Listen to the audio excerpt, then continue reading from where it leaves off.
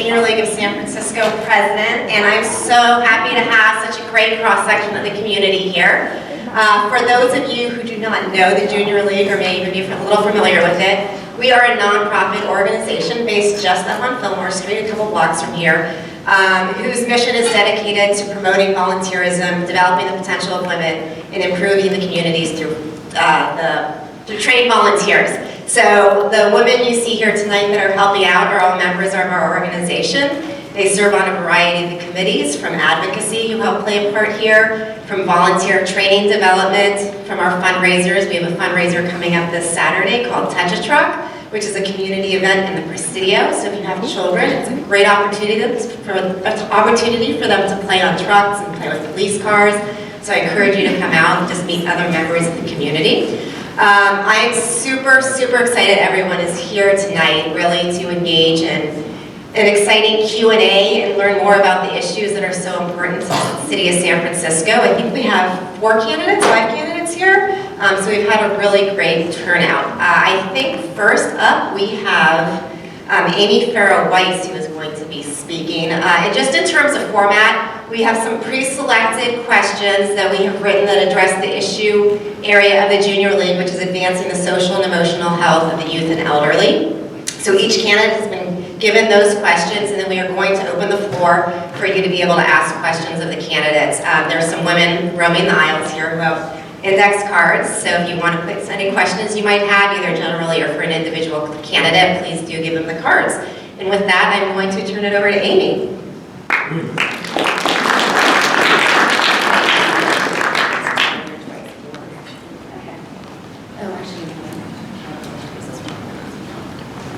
All right.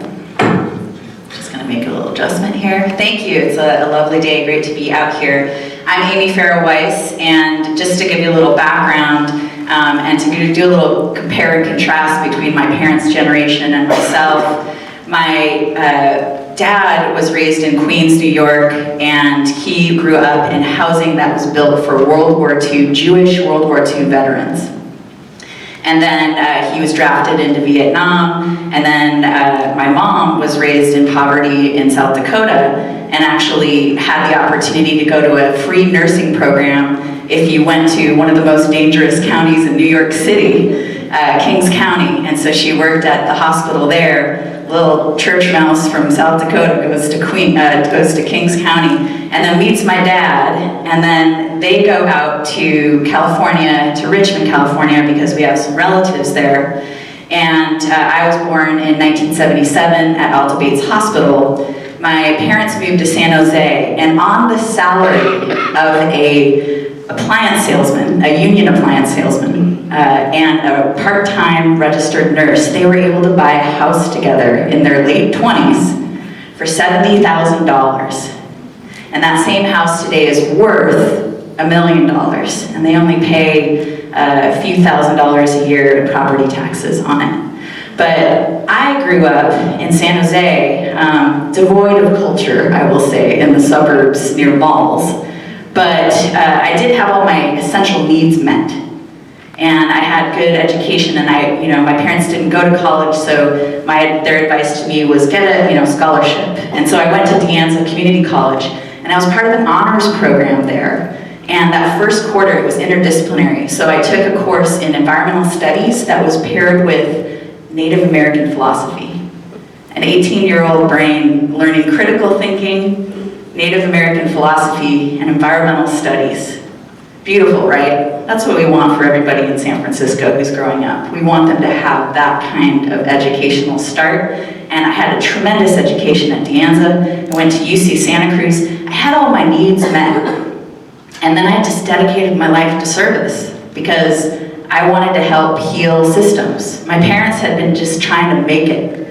Fourth generation American. My parents were just trying to make it, and they made the American dream. But then, here I am, and I just want to be of service and help heal these systems because they didn't think they could affect the system. They just wanted to make it or survive in the system.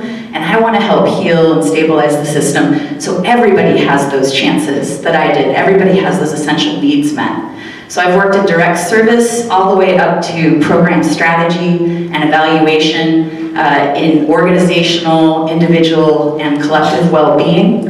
And then in 2011, after I graduated from SF State with a degree in organizational development, I realized I had to understand how the economy worked, because there was this global financial collapse. And even though we had this huge displacement, the tech boom displacement of the late 90s, our elected officials decided that they were going to do tech boom displacement 2.0 with the Twitter tax break after the global financial collapse, without thinking about how to actually grow the economy in a way that would sustain the base. And so I got involved in local politics, joining John Avalos's Mayoral campaign as a volunteer and fighting against a Chase Bank that displaced 3 local businesses in my Divisadero neighborhood. Somebody took me under their wing and taught me the zoning code, and I understood how Ed Lee's Department of Planning was breaking the law for Chase Bank of all corporations. And so I realized I was going to link the national to the local in the neighborhood, and I started tasking myself with coming up to solutions to these issues of affordable housing, displacement, because I saw that in the progressive movement of San Francisco in 2011, it was more like this. It was saying no, resist, righteous no. And I said, I understand the no, but we need to organize and come up with our strategic yes to these issues as well. Because we live in a democracy, we can't just push back against things. We have to come up with that strategic yes. So I'm really happy to tell you that putting my mind to this since 2011, and I've been in politics. I've been working in City Hall. I know most of the Board of Supervisors by meeting with them. I know a lot of the department heads. I've been working on policy, and with the encampment crisis in particular, I spent the last 2.5 years focused on that, and I realized I needed to run for mayor this time because I was blocked almost at every step trying to treat the crisis on our streets like a true crisis over the last 2.5 years. And so I realized I need to bring this analysis and these solutions and this transformative approach to the democratic process. I need to give those airtime, and I need to share them with people, and whoever wins, let's work together to make sure these policies that I'm putting forward help me implement them, because I want to help stabilize our crises in San Francisco. Thank you. Thanks, Amy, and so I'm going to give you some airtime right now. And I have some questions for you, so let's start out. Every few years, the Junior League of San Francisco evaluates the current needs of the community and builds our work in volunteerism, funding, advocacy, and community partnerships around the focus area. The current focus area is advancing the social and emotional health of the youth and the elderly. As we tackle this issue, one of the things we recently learned is that half of the homeless population in San Francisco is over 55 years old. Please discuss how you will address this homelessness epidemic, in particular for high-risk youth, the high-risk youth and elderly populations, and what type of metrics will you use to determine success in the area? Sure. So initially, let's make sure that we focus on anti-displacement. Jane Kim passed that Eviction Protections 2.0 Act, which is great. We also want to pass a legal right to representation when you're evicted, and you can vote on that this June with Prop F. We want to expand Costa-Hawkins so that people don't have huge raises in their rents.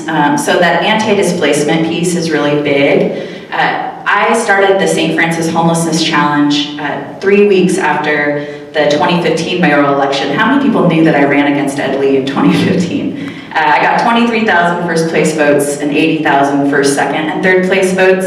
And one of the platform pieces that I had was to address the encampment crisis and shelter shortage crisis like a true crisis. And that was the thing that I decided to dedicate myself to after the election, because I had this momentum. And so I started the St. Francis Homelessness Challenge, and I work with encampment residents. So I worked with 3 major encampments over the last 2.5 years on the street, working to create organization structure, trying to work with DPW and SFPD and Department of Homelessness on site to be able to, we want to be able to stabilize the trauma and the crisis, because every day that people are sleeping on the street without access to a place to belong, psychologically, very traumatic not to have a place to belong tonight, or toilet, or safe or secure sleep. All those things are really traumatizing. We need to treat this like a crisis, but it's a manageable crisis. And so there are 3,500 people more or less sleeping on our streets tonight without these safe, organized spaces. We spend $30 million a year just on DPW and SFPD on encampments. Just on encampments, $30 million a year, according to the budget and legislative analyst and the DPW department when I did a public records request. $30 million a year. We can invest that $30 million. We don't even need more money to address this like a true crisis for the elders that are out there, for the young people that are out there in their teens. I know people that are 18, 19 years old that are living on our streets. We can create these safe, organized spaces and take the current level that we're accepting as a country, as a city, and allowing people to live on our street without access to basic human needs. We can take that up a huge step by reinvesting that $30 million from a move-along strategy to a you-belong strategy with reasonable agreements, with responsibilities, with a pathway to healing and housing. So does everybody in here think that, if 3,500 people were displaced because of an earthquake, we would take action? And do you know what the city's plan is to do in the neighborhoods if there is an earthquake? Create villages. What I'm talking about are transitional villages in impacted neighborhoods that use underutilized space. And we're taking the situation from where it is now to somewhere that's at least meeting basic human needs in community with responsibilities. And then, because we were not going to be able to get that housing and shelter for quite a while, it's going to take a while, months to years, and we can't let this trauma continue. Are you guys with me? We have to stop that trauma. We have to treat it like a crisis. Thank you, Amy. Okay, so our next question is, a crucial part of the Junior League's mission is developing the potential of women, which includes providing women with the tools and mentorship necessary for women to run for office and or become stewards of our community. How have you and how will you encourage more women to apply for city and county appointments and or run for public office? And what types of metrics will you use to determine success? Well, this mayor's race is a great one to do that because we have quite a few women, only 2 men and 6 women that are running for mayor. So I think that's very encouraging in itself.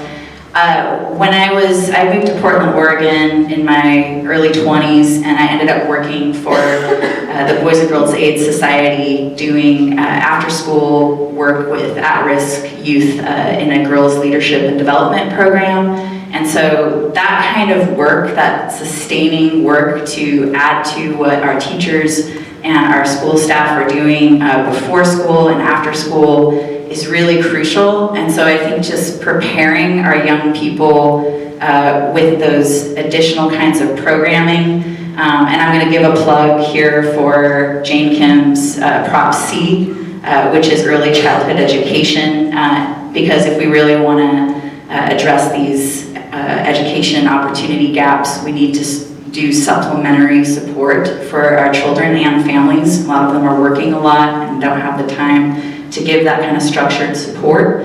And so I would like to see, that leadership and development that's focused on young women, because women have different kinds of challenges and obstacles. But also, I just want to invite all of San Francisco's students, from SFUSD to CCSF to SF State, to participate in this process of thinking about how they would run the city as mayor or supervisor. And right now, I've been telling people in the audience, I've filled out about 35 different endorsement questionnaires, and they're all kind of similar and they're all a little bit different. But I would love, I think a great activity for teachers to be doing right now is to assign that to their students, to actually fill out one of these questionnaires and take on that responsibility of, what if you were mayor? What would you do about homelessness? Not just be a critic, not just be someone who complains about the system, but if it was all on your shoulders, what would you do to actually take that on? And so filling out those questionnaires is a good way to do that, because then it goes beyond just what do you want someone to do for you, but what are the policies that you would really put forward that you think would work? And is there data to back that up? And have we been doing that before? What does the budget and legislative analyst say? So like getting into the thick of trying to answer those questions. And then, at the very least, having the ability to compare and contrast what people are saying in these forums. Like someone's filming this right now, people are filming and live streaming all these forums. Take a look, even get a group of your friends together and watch one of those forums, as women or as men, and actually just look through what people are saying and track it and be able to see. This is what London Breed is saying. She wants 200 new police officers, which will cost $34 million. What could we do with $34 million instead? Like, these are things that the candidates are saying in their speeches. So I encourage all people to take that on and really think about what are these solutions being posed. Thank you. Did turn that on. Okay, so we have a couple minutes for questions.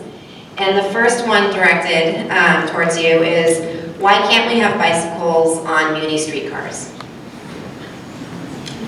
I actually ride a bike quite a bit. Up until last year, I rode a bike primarily, and now I have a truck for my work with encampments and building, and so I often ask myself that question, why can't I put my bike on the mini car? And I actually don't know the answer to that.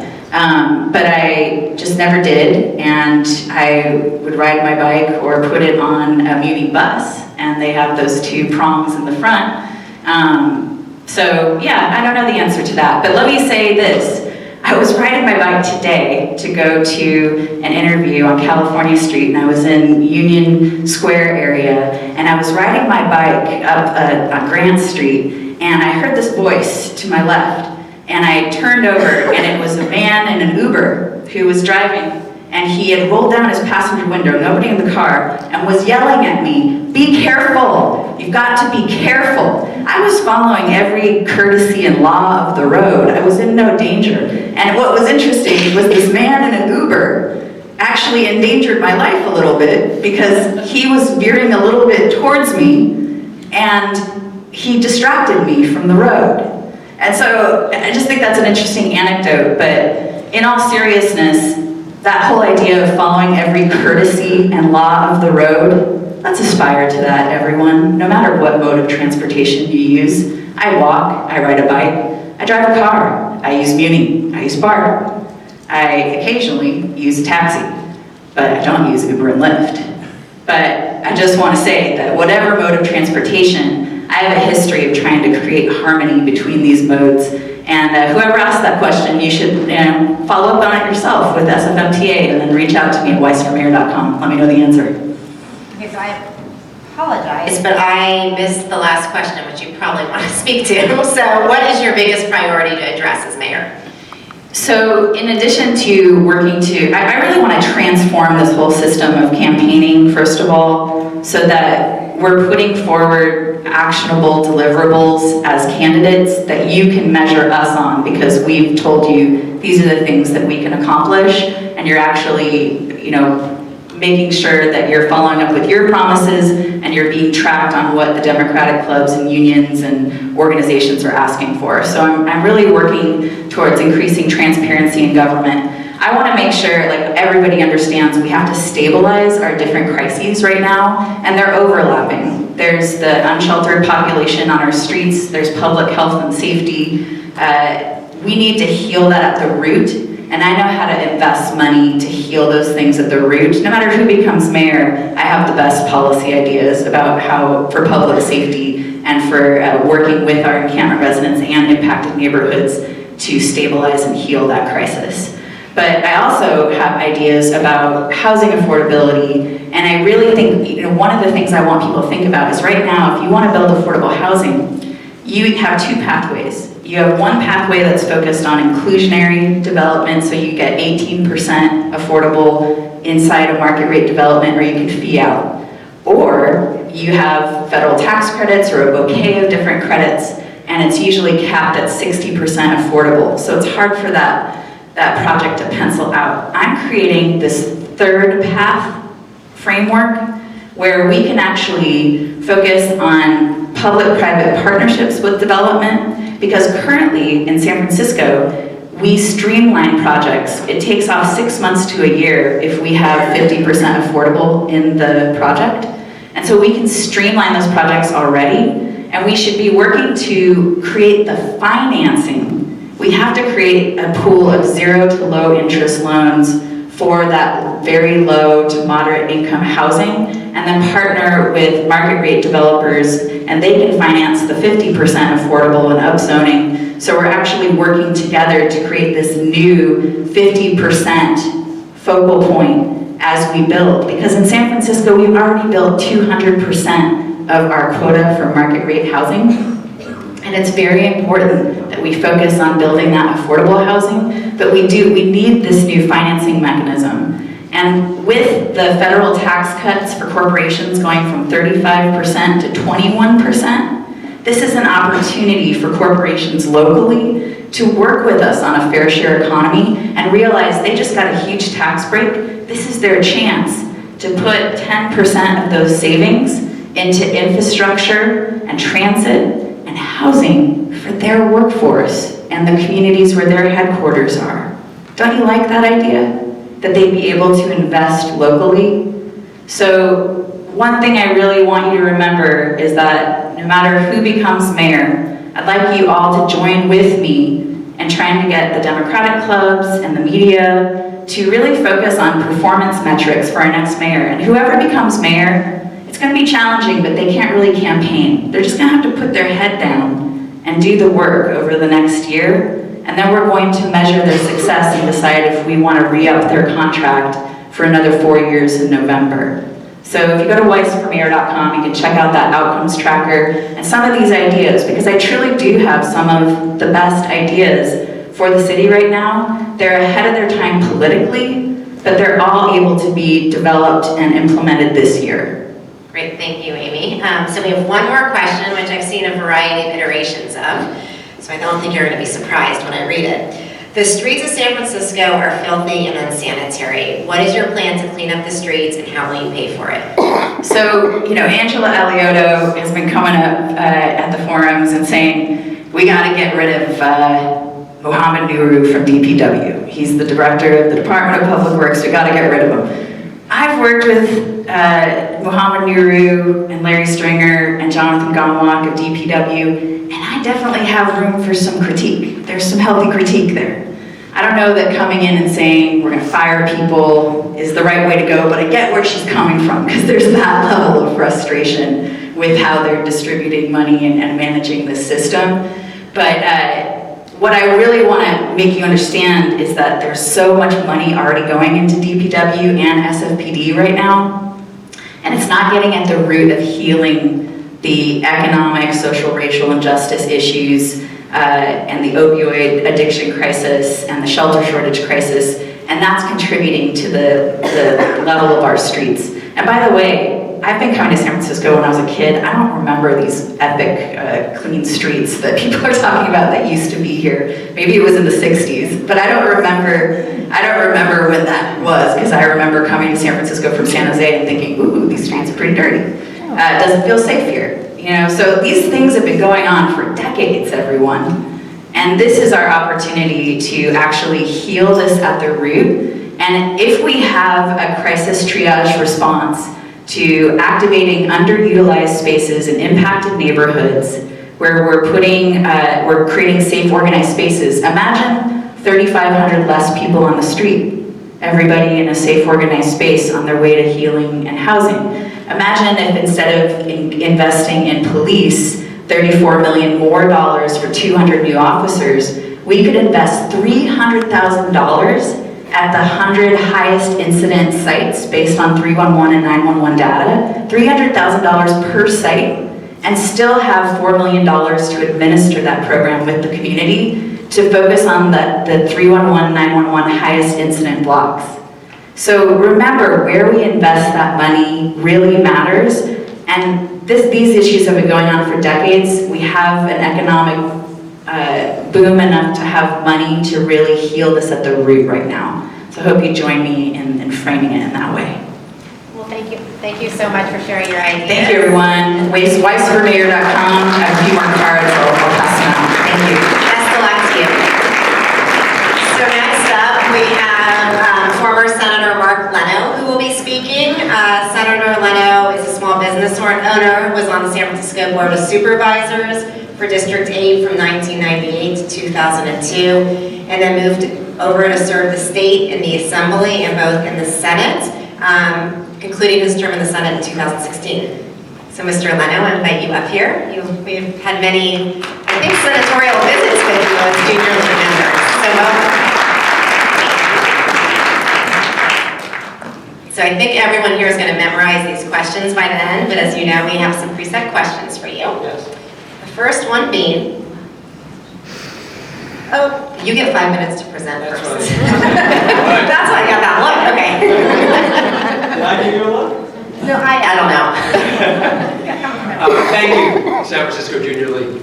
It's a pleasure to be here with you, and thank you also for all of your many visits. My 14 years in the Senate and Assembly, always look forward to the visit of your lobby day. So you're engaged, you're committed, you're informed, and thank you for presenting this forum for us today so we can talk about the issues in San Francisco. So, as mentioned, 40-year business owner in the town that we all love so much, and then after serving on the Board of Supervisors, State Assembly, State Senate, where we were able to really accomplish some terrific things. And I just want to share a few of them with you before we dig into the issues of the day. I was able to author the bill which raised California's minimum wage to $15 an hour, first state in the country to be able to do so, thereby giving 5 million Californians a raise and literally lifting 2 million Californians out of poverty, as when we, and it is graduating, get to $15 an hour by 2022, it will finally be illegal to pay a sub-poverty wage in this state.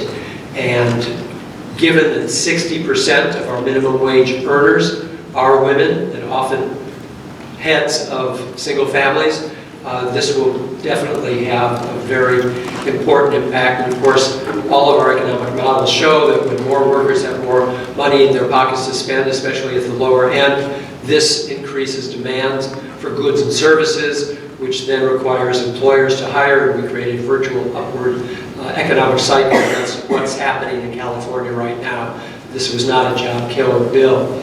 Additionally, I was able to amend the Ellis Act, which, as you know, is used by landlords to evict all tenants for the purpose of going out of the business of being a landlord.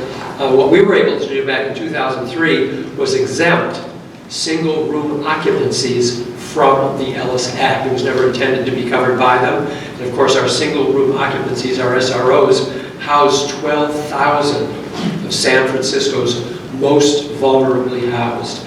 Oftentimes these are seniors, those who are disabled on fixed incomes, and if they had been subject to wholesale eviction, we could find that many more thousands of people on our streets and that much more suffering of a very vulnerable population.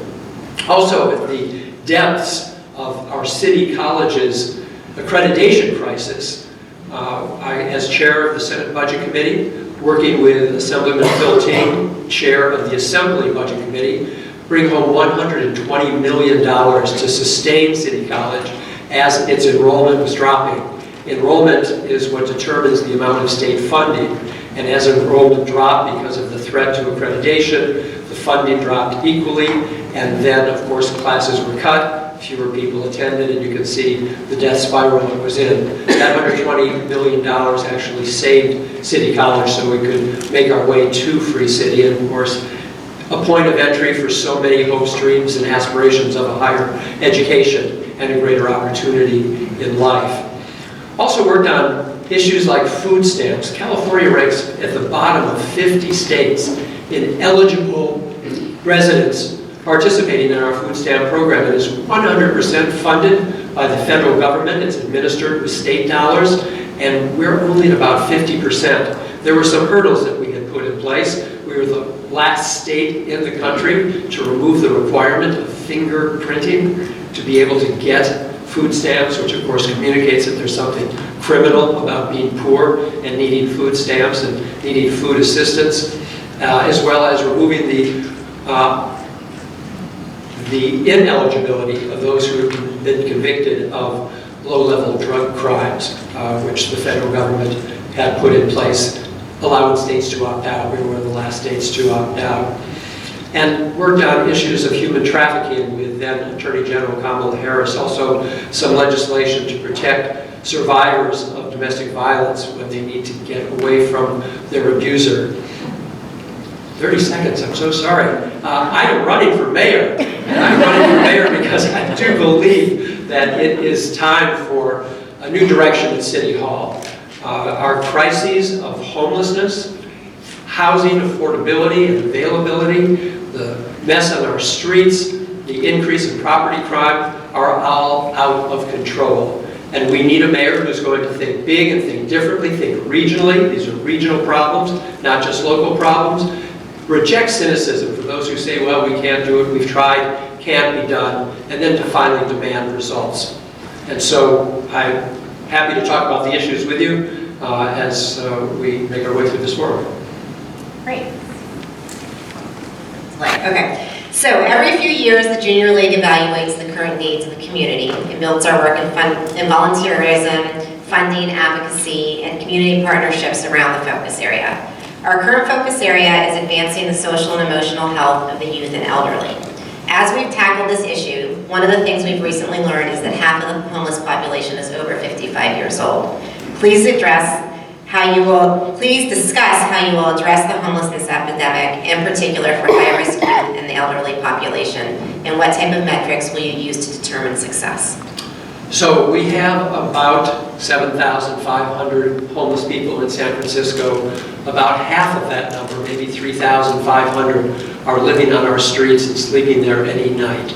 I have a proposal, you can find it at markleno.com, which will end street homelessness by 2020. We really can do this if we determine that this is a top priority for the city, and everywhere I go across this town, that is the first thing I'm asked. What are you going to do about this homeless crisis that we have? My concern is that the crisis is going to become just a shrug of the shoulders. It's the status quo, and we're just going to live with it. We have to believe we can do better, much better. So, how are we going to do that? The Department of Building Inspection, the Department of Homelessness and Supportive Housing have determined that there are at least 1,500 vacant single-room occupancies available today. Amazing that we don't even have a firm number. Nonetheless, the mayor of the city should not miss a day that he or she is not meeting with these property owners to better understand what the hurdles might be for them, the resistance they may have to making room in these empty units for formerly homeless people. Once we identify them and assure them that we, the city, will be there with the supportive services to keep formerly homeless people successful in their housing. We should look at best practices from around the country. Philadelphia has something called Pathways to Housing, which does just that. So working with a group like Pathways to Housing, then negotiating with the owners of those buildings what the cost would be. The city just signed off on 50 units of SROs south of Market. The cost for the lease, around $450,000 for the 50 units, plus the wraparound social services, brings the total to about $1.2 million for those 50 units. 50 units, 1,500, that's a factor of 30. Multiply the 1.2 million by 30, you come up with about $36 million.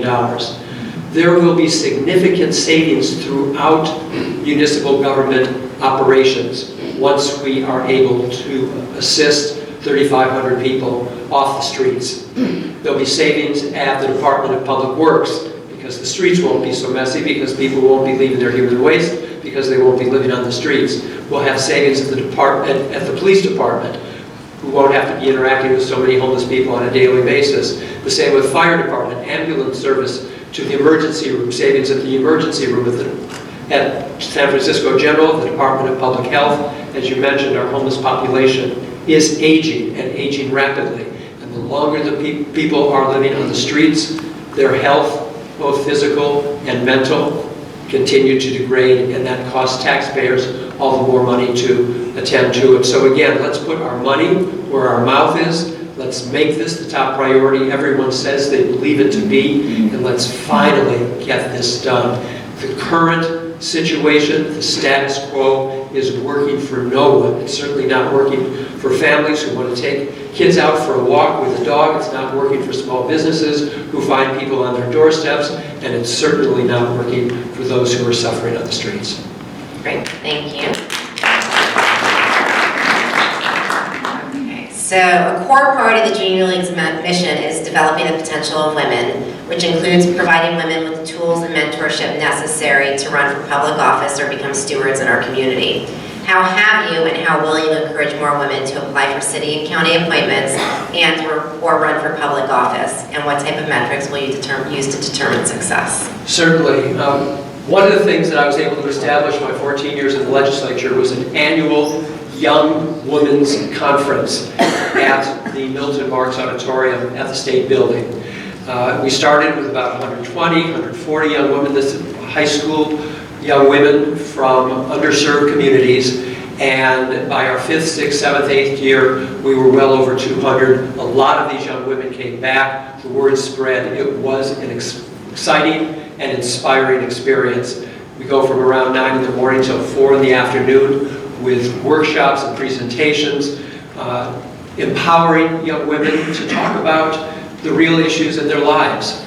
And we had a really astounding theatrical performance by Rodessa Jones and the Medea Project, which was formed to bring theater, a theater opportunity for incarcerated women in county jails. And if you don't know about Rodessa Jones, find out about her. She is just extraordinary and got these young women's attention and on their feet and very engaged. So we did that every year that I was in the Assembly and the Senate, and it was very fulfilling for me as a legislator, but I know it was very engaging and a positive experience for the young women who continue to come back.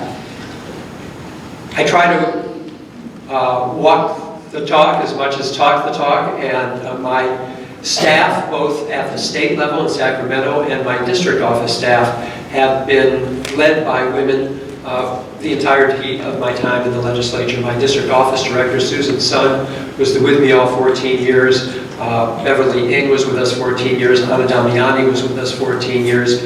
Our ledge director in Sacramento, our media director, all women. I work well with women. And it has been an honor to work with so many talented women. The same can be said for our campaign staff. Our campaign manager, Erin Mundy, is here. Again, our media director is also a young woman. I don't know where they all come from, 20 and 30-something, powerful, talented, engaged young women. I'm very fortunate. I'm the beneficiary. And then additionally, I would create a commission of commissions as mayor of San Francisco. So rather than using commission appointments as patronage positions, we should have folks coming from the community, recommended by the community, with expertise in the commissions which they would serve. And the intent and the commitment would be to have gender equity throughout. The last question is, what is your biggest priority to address as mayor? I promise you I won't repeat myself. Homelessness clearly is the issue that I will be attending to first and foremost, as I believe it is the issue of the day throughout San Francisco. But of course, it is completely interconnected with our housing affordability crisis. And so first and foremost, we need to keep those who have a home in their homes. And there are far too many no-cause evictions in San Francisco today. I'm sure you're familiar with them. You're paying your rent on time, you're a good tenant, you're a good neighbor, and you're going to knock on the door and you have to be out. Some of them are fraudulent owner move-ins, and the city has recently put some enforcement into our local ordinance so that it cannot be abused. But beyond that, we also have Ellis Act evictions. I believe being abused not by landlords for whom the law was written, allowing landlords to evict for the purpose of going out of the business of being a landlord, but it's being abused by speculators for whom it was not written. Speculators who are buying buildings with the intention of evicting all tenants to subdivide and make a quick profit. That is not what the Ellis Act was written for. And again, the city, for the sake of tenants, as well as for our own pocketbook, need to keep tenants who have homes in their homes, because it would cost us a lot more to get them off the street once they lose a home. Affordable housing has been something that I've been dealing with for the past 20 years. When I was on the Board of Supervisors in 2000, 2001, I authored the inclusionary zoning ordinance. And that's a fancy term for requiring that a percentage of all new housing that is built in San Francisco must be below market rate. And we've built thousands and thousands of new units through our inclusionary process.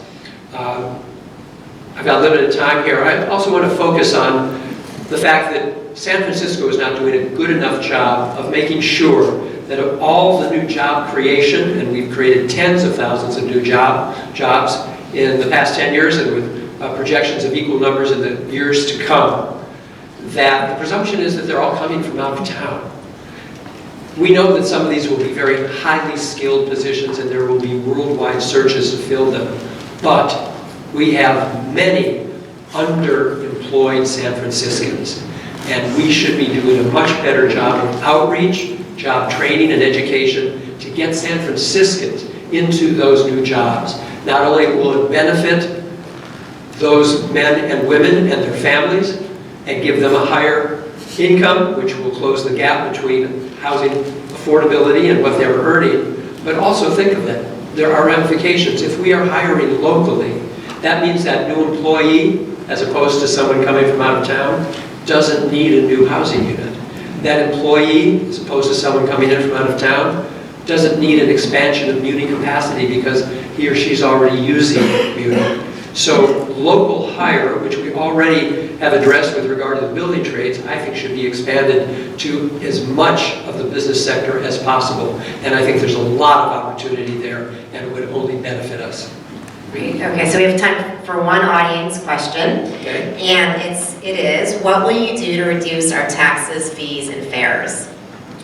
Oh, there's the presumption that we will reduce taxes, fees, and fares. I would agree, in particular on the fares. If we want people to be using transit, we should not be discouraging them by ever higher fares.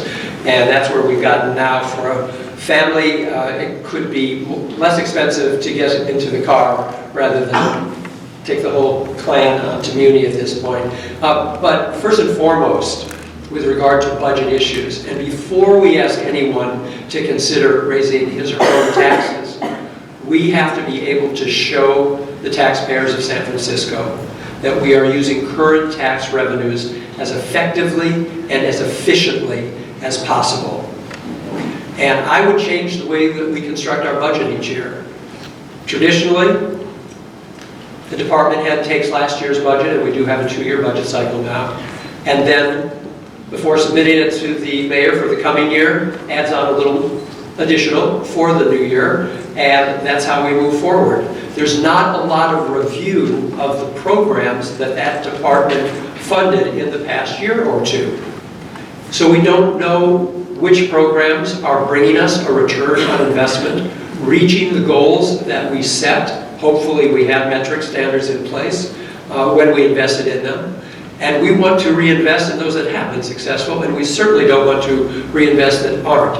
We haven't used zero-based budgeting, which is different, because each department would start and build their budget up line item by line item. And through that process, there is a review of that which has been spent in the past year. We haven't really done this since George Mosconi's time in the 1970s and Art Agnos in the 1980s. And what Mayor Agnos has told me, that through that process, when department heads did submit budgets and there would be a random audit or check of a certain program, that his budget office found that those programs often were in name only. There was no program, but it funded that department's budget. We've got to be able to identify waste, fraud, and abuse, and that's one way to do it. Think of it, a $10 billion budget, about half of it is general fund, $5 billion, the other state and federal dollars. And of that $5 billion, most of it discretionary. Would anyone argue that there's not 3% of additional efficiency to be found? And that would be $150 million right there to invest in all the many things that we know needs investing in. So we can do better. The status quo is not serving us right now. We need a new direction, and I would earnestly ask for your support on June 5th. Great, well, thank you so much. And that's the last week in Greece.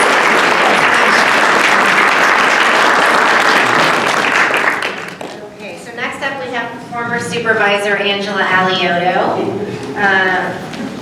Ms. Alioto served as board president while she was a supervisor, and she served from 1998 to 1997, and that's not right. I think she served from 1997 to 1998. And she is also an attorney. So I'm going to turn it over to Angela Alioto.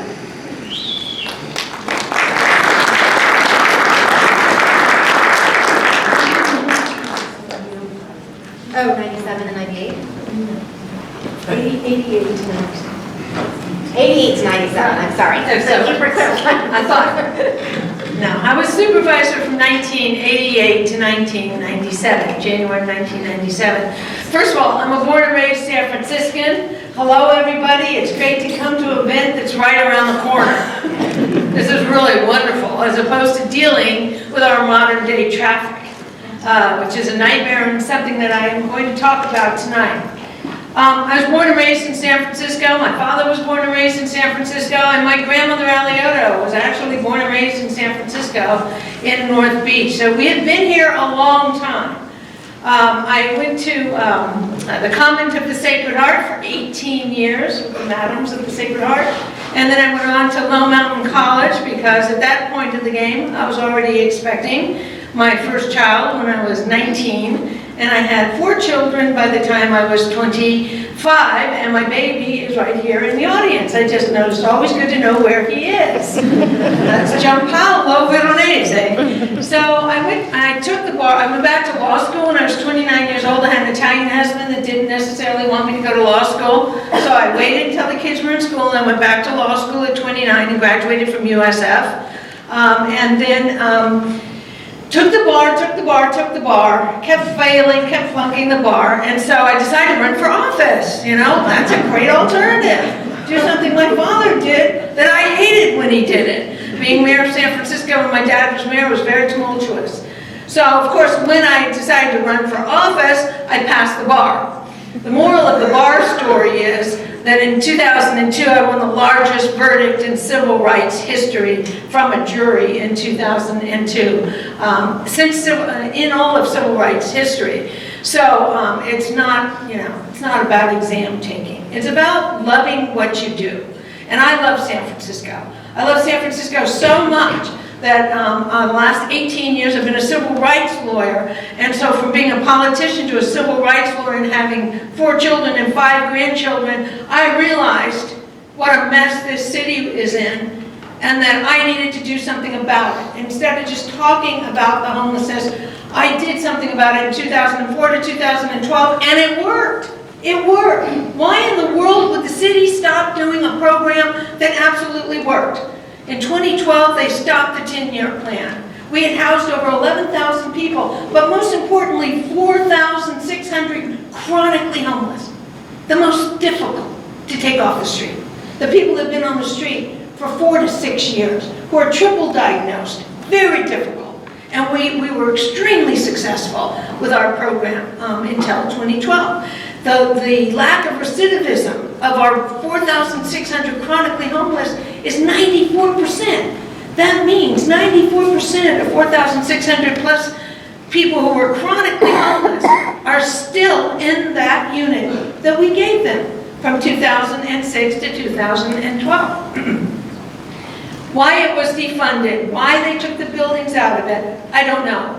But I decided, actually around last August, when we had a puppy who was 18 years old, who was dying, and we took him down to the pet hospital in Alabama. I was so stunned by all of the tents. I was stunned, and I thought, I really really should consider, since I love the city so much.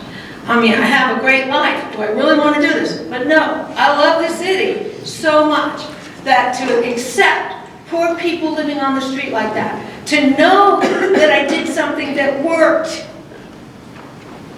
I really felt I have to do this. And so I considered running in 2019. And then we know what happened.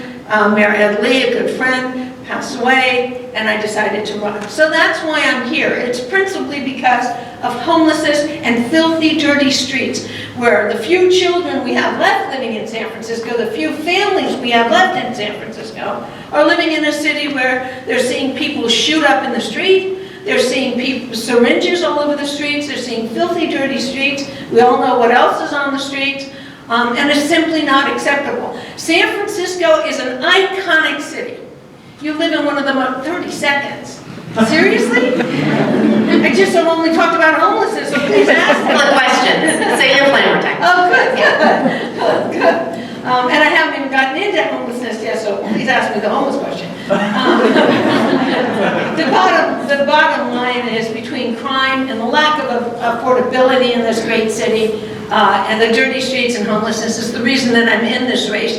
And it's the reason I should win this, because one of you need to ask me about why is this such a critical time, because my time just ran out. Thank you for being on top of your time. I'm home. So, the current focus area of the Junior League of San Francisco is advancing the social and emotional health of the youth and the elderly. As we've tackled this issue, one of the things that we've learned is that half of our homeless population is over 55 years old. Please discuss how you will address the homelessness epidemic, in particular for high-risk youth and the elderly population, and how will you determine success in this area? The success is really easy to determine. How long do I get for this?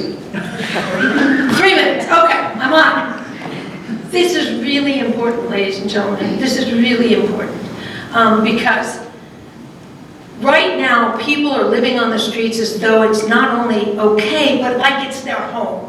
It's disgraceful. We are a $1 billion city. We have billionaires. We are talked about internationally for all the money we have. And you walk down the streets and you see so many people that are homeless.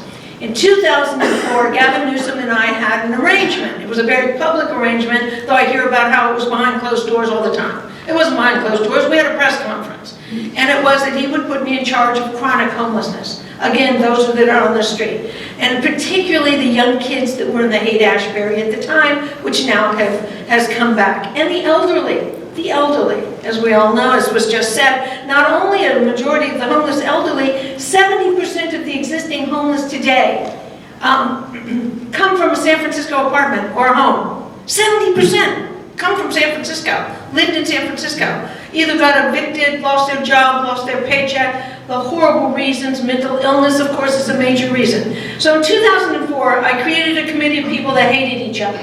It was everyone from the coalition to the hotel to the restaurant, even the archdiocese. I got a group of 60 people together that really did not like each other at first. And that's why it's such a great plan. A coalition of people with different ideas coming together, especially the mental health part of homelessness, coming together to give their expert opinions and creating a plan that when we started doing it, when we put the buildings in the pipeline, we started doing master leases of buildings so that we would have 300, 400 units per building. So we would do master leases. We would also take the SROs that were just a nightmare, these single unit residences that just nobody would ever want to live in them. They were so terrible. And we fixed them with the money that was already being spent on homelessness. Now here's the key way to get money for homelessness. We don't need to raise more money for homelessness. We're spending over $300 million on homelessness. Homelessness is, I mean seriously, you could be at the Fairmont Hotel with breakfast in bed, with what the homeless person could be, with what we're spending on homelessness and not doing the job. So when we started enacting our plan, I'm Italian and a trial lawyer, so these time limits are just simply unacceptable. That's okay. Just these seconds. When we started, we did these mixed-use dwellings. So there's a building like on 7th and Howard that Ellen knows about that's such a great building. The first 4 stories are the formerly homeless. The next 3 stories are the elderly. The next 3 stories is the gay community, and above them are 2 or 3 stories of market value. So they're all living in the same building, they're all getting along, and it worked. As I said, the lack of people leaving is 94%. So the 10-year homeless plan absolutely works. And I'm going to tell you where we get the money from, because you're going to ask me that question too. Okay, so. Since my time is up. Yeah, you can tell us later. So the next question addresses the Junior League San Francisco mission, which is developing the potential of women. And part and parcel of that is providing women with the tools and mentorship necessary to run for public office or become stewards in our community. How have you and how will you encourage more women to apply for city and county appointments and or run for public office? And how will you determine success? You know, it's really funny. I don't specifically say I'm going to go hire this woman because she's a woman, but I do specifically hire talent, and they just happen to be 80% women. Right? Now, I love all the men in the audience. I really do. I love you all. But my point is, a powerful woman is pretty hard to stop when it comes to so much legislation that's needed, whether it's for the elderly or whether it's for the youth today, or all of the health laws. Like I did the smoking ban, I did medicinal marijuana when my husband was dying from cancer. I did the chronic fatigue syndrome for women. I appointed women to just about every position, and again, it wasn't because they were women. It was because I appoint people that are experts in the field where I needed them. Right now, my campaign staff, some of whom are here, is 80% women. I also think being here and doing what I do, whether it's in the courtrooms of America or whether it's an elected office, I'm a woman, and I think other women who step up to the plate like this need to be encouraged as much as possible. Because, ladies and gentlemen, let me tell you, this is not easy. It isn't easy running for office, whether it's San Francisco or any other city. So any time that you can help a woman, help her. But don't do it because she's just a woman. Do it because she's so overly capable. For example, in this mayor's race, there are several very capable women. I know that Ellen is here, but I also know Ellen is a parent. I'm the only mother out of the top 4 candidates. And I think that makes a difference too. Knowing responsibility makes a difference too. So when I was an elected official, besides doing all of the ADAP medicines that eventually became the cocktail at a period when we were in the crisis of the HIV epidemic, I did all of the ADAP. I did all of the smoking ban. I did the first smoking ban in the United States of America. And again, I did the medicinal marijuana. I think if you look at my legislative past, I did small businesses that are the backbone of San Francisco. I did the Youth Commission. The Youth Commission is phenomenal. All those young kids that get an education in politics, and then I see them all the time. That was 20 years plus. They come, now I see them all the time in courtrooms. I see them all the time in City Hall. Oh, I was a youth commissioner. I didn't win that at the legislative branch. My colleagues didn't think that children could decide what to do and were smart enough to decide what was good for humanity generally, or the society. And as it turns out, I went to the ballot, took a ballot measure out, and we won with 78% of the vote of San Franciscans believe in the youth of our city. So I think it's really important to support women that want to run for office. Great, thank you. So the last question is, what is your biggest priority to address as mayor? Well, again, it would be homelessness, but I have to tell you, this affordability of housing is a nightmare. And it's because we let the tech industry come to town. We gave them tax incentives. You know, tech's very exciting. But you invite everybody to town. They've got thousands and thousands of new employees that want to live in town. And you end up with the unreal amount of evictions that we have. Seriously unreal. I want to introduce something called a legacy tenant. A legacy tenant is someone who is 70 years or older, has lived in their home for more than 10 years, and has always paid the rent. In other words, a no-fault tenant. Are you a legacy tenant? I came up with this concept because it breaks my heart. All these people that constantly call me that are being evicted, and they've done nothing wrong. They've paid their rent. They've been good citizens. And the fact is, basically, they're elderly. As a civil rights trial lawyer, a lot of my cases are for the elderly because they get so mistreated when it comes to the workplace. And then, you try going to get a job again after you've been at one place for 25 years. You can't get a job again. So the issue is the tech industry came to town and basically brought all of the employees with them, and there was no plan. Besides giving very, very, very wealthy people, who I like, they're all very nice people, a tax incentive, when the small businesses didn't get a tax incentive, our small businesses, our neighborhoods are dying. North Beach is dying. It has vacancies you can't believe. I also want to do a vacancy tax. If you're going to keep your place vacant for more than 6 months, we want to know why. Because vacancies throughout these small businesses on Clement Street, on Balboa, our whole city is made up of Noe Valley, it's North Beach, it's made up of small neighborhoods. I want to know why you're keeping it empty, because empty storefronts become boarded up and they become a nightmare for the neighborhood. So these are all things that are happening because we have welcomed the tech to San Francisco. Now, why wasn't there a plan? Why didn't anybody sit down? I would create a coalition with tech, the government, and the neighborhoods, and try to figure out how are we going to do the infrastructure when you come to this building and bring 4,000 people. What are you doing about the sidewalks, the sewers, the streets, the potholes? Why did we let 60 to 70,000 Uber, Lyfts, and Chariot come to town without a tax? They are a business. I'm a small business civil rights law firm. I pay taxes. They come to San Francisco to do business. They need to pay taxes, and those taxes need to go to what they use: the streets, the sidewalks, the traffic lanes. They need to pay for what they're using. Now, I know everybody loves Lyft, Uber, and Chariot. That's great, but that's not the point.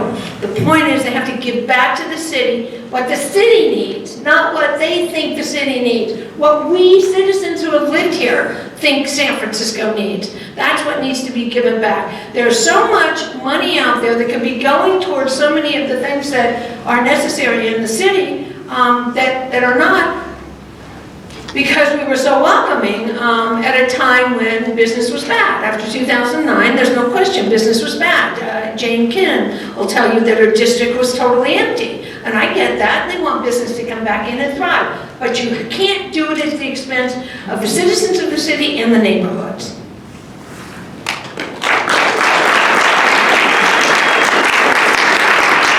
So we have one question from the audience. We have lots, but we only have time for one. So as mayor, what measures will you take to make sure that all emergency agencies will be prepared in the case of a major disaster similar to 9/11 to handle a city in crisis? Well, I prefer to say similar to an earthquake, because that's earthquakes, I was the legislator who, after the 1989 earthquake, for 6 years we had earthquake hearings. And a total understanding of all the 69 departments at that time, what they hadn't done to secure either the buildings or whether it was the museum or the aquarium, what they hadn't done. I am the only candidate in this race that's endorsed by the San Francisco police officers, the POA. I'm extremely proud of that because I'm an emergency service person. I want to make sure that the emergency services are going to be here in San Francisco. I want to make sure that we have full staffing of our San Francisco Police Department. Right now we're at about 1,600, give or take, a few officers, and 300 are going to be retiring in June. I want full staffing. Full staffing 20 years ago was 2,200 officers. We need officers on the street, we need officers on bikes, we need officers in their cars, and we need officers, and people really laugh when I say this, but it's so true. I grew up in a city where there were a lot of mounted police. Believe me, when a horse is running after you, a criminal stops. Doesn't that just make so much sense? That horse weighs 1,000 pounds, right? Our mounted police are down to something like 13. When I was a kid, they were 50. Golden Gate Park, the beach, and in some neighborhoods right now in North Beach, we actually have two officers, and down at Fisherman's Wharf. So I'm for full staffing, and I'm also for full equipment repair or brand new equipment for our San Francisco Fire Department. The fire department is one of the best departments in the United States of America. We live in a city of matchbox Victorians that were built at a time where only wood was used. So our firefighters do an amazing job to keep our city from burning. I mean, there was just a fire in North Beach the other day, and it was stunning. What a great job they did. Only one building went up in flames, and those flames were the size of this building that we're in, and they stopped it. It didn't take over the entire neighborhood. Well, thank you. Thank you.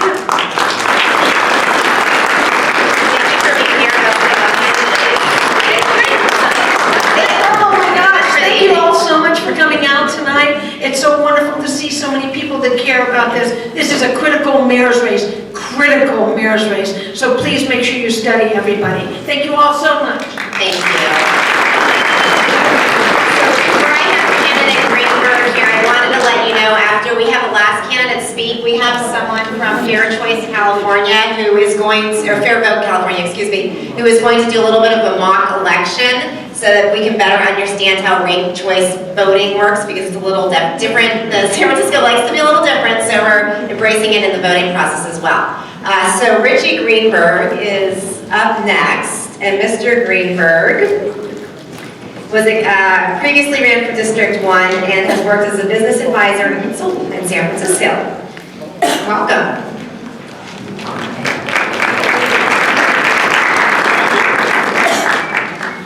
Let's get adjusted. Hi, everybody hear me okay? Yes, the answer is yes. Okay, nice to see you. Nice to see everybody here. I see a few familiar faces. It's a distinct pleasure to be standing before you this evening. I wish to thank the Junior League for inviting me, and we worked diligently to organize the Candidates Forum. I'm the middle speaker in this series of time slots, and now you get to hear how I differ from my opponents. So who am I? Who is this guy standing before you? Well, my name is Richie Greenberg, and I was born in Queens, New York. My childhood was spent on Long Island, and when I turned 21, I hightailed it to Los Angeles in search of the California dream. I have lived a few years in diverse places in my life, such as Las Vegas, Sioux Falls, South Dakota, on a kibbutz in Israel, but always returning back to California. I then settled down, got my California state income tax license, and for nearly 30 years I've been working in the private sector as a small business startup advisor. I had a bookkeeping service. I provided guidance in setting up corporations, LLCs, nonprofit organizations. And over these 30 years and over 1,000 clients, I've worked alongside women. Nearly half, 50% of my clients are women. I'm the only candidate for office who is currently married. I am a proud husband. My wife and I live in the Richmond district. We are renters. I'm a proud father. I have an amazing 26-year-old daughter who is studying in university overseas. For about 2 years or so, I've been very involved with the local Republican Party, the San Francisco GOP. Last year, I was voted into the GOP's official party central committee, the RCCC as we call it, so I'm one of their newest delegates. A growing number of San Franciscans are energized and excited that we at long last have a Republican in the mayoral race. This is now a truly two-party race. I'm endorsed by the San Francisco Republican Party, the Log Cabin Republicans, which are the San Francisco's LGBT Republican Club. I'm also endorsed by the small property owners of San Francisco. And most importantly, I am supported by a growing long list of so many voters here in San Francisco and business owners here in the city. I've earned endorsements based simply on me being the only level-headed, grounded, and respectful leader and not a hardline left-wing activist. San Francisco's current leadership and nearly all mayoral candidates, except for me, have shifted so far left, voters are dismayed and simply in disbelief. City Hall cannot continue to operate without checks and balances. It's not working. It hasn't worked for years, and it will not work in the future. Moreover, we see with every election cycle a reopening of a time capsule. Same old candidates, same rhetoric and promises with same non-solutions, with a stuck in the past attitude. I receive emails, phone calls, letters in the mail, and donations from all over the city, not just obviously from Republicans, but from independents, undecided and lifelong Democrats that tell me that they are sick and tired of the left and left rhetoric. So what do I stand for? Well, I believe in 3 core values, which are going to guide me as your next mayor: accountability, law and order, and quality of life. These principles are coincidentally the 3 values that sent my opponents running for the exits. These are the last things that they ever want to hear. Everything from homelessness to car break-ins to supporting our police department to housing to community problems and so much more. All of these issues can and will be addressed by my 3 core values. Several of the candidates, they like to tax successful, hard-working residents and small business owners in a Robin Hood style. The outrageous YIMBY group, the YIMBY, which is Yes in My Backyard movement, they call single-family homeownership racist and structural racism. And they want to fundamentally change, or can I say destroy, our city's west side, upending single-family homes and turn San Francisco into Manhattan or Hong Kong. As you can tell, I'm against this. I say don't mess with the west side. Our city needs families, we need children, we need parking for cars and for taking school kids to class. We need to build homes in appropriate areas. And in closing, San Francisco needs a leader, not an activist. We need an ambassador, not an embarrassment. I am such a leader, I am such an ambassador. Thank you very much. So we will move on to our first question. So the current focus area of the Junior League is advancing the social and emotional health of the youth and elderly. As we've tackled this issue, we've discovered that half of the homeless population in San Francisco is over 55 years old. Please discuss how you will address the homelessness epidemic, in particular for high-risk youth and elderly. Okay, so Junior League is correct that we have an aging homeless population also. That some people who've been addicted to drugs in the past, crack, cocaine, and others, when they were in their 20s, back in the 1980s, they've also remained addicted and homeless throughout. The 2016 homeless census reports that about 1,800 youth in San Francisco are homeless, either those who ran away from dysfunctional or abusive families, and those who live with a parent or two who are homeless as well. San Francisco in isolation cannot solve its homelessness problem. It will require a concerted effort at the state level and by the other 57 counties of San Francisco for us to first manage the problem and then make progress. Statewide, approximately, there's 135,000 homeless individuals, 1 for every 300 California, but in San Francisco, we have 7,500 homeless here. The numbers are daunting, and it's unsustainable for both the city and for the nonprofit organizations which contract with the city of San Francisco to provide services to the homeless. At the state level, there needs to be not just a one-time grant to the 10 most impacted counties here in the state, but we need a permanent stream of annual grants to all 58 counties, so each county can adequately house and provide social services for their own homelessness. Right now, their neglected homeless are migrating here by the thousands to urban areas and from suburban areas in the state, including to San Francisco, seeking help when we can barely care for our own homeless.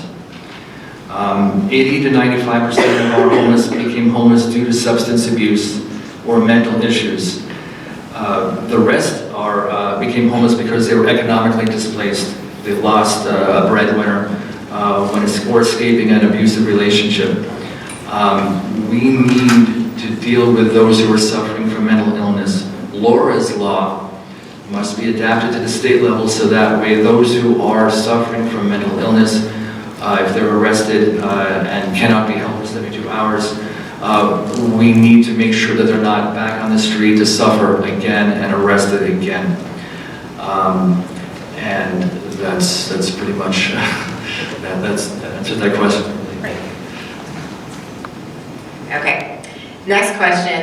A core part of the Junior League's mission is developing the potential of women. which includes providing women with tools and mentorship necessary for women to run for public office or become stewards in our community. How have you and how will you encourage more women to apply for city and county appointments and or run for public office?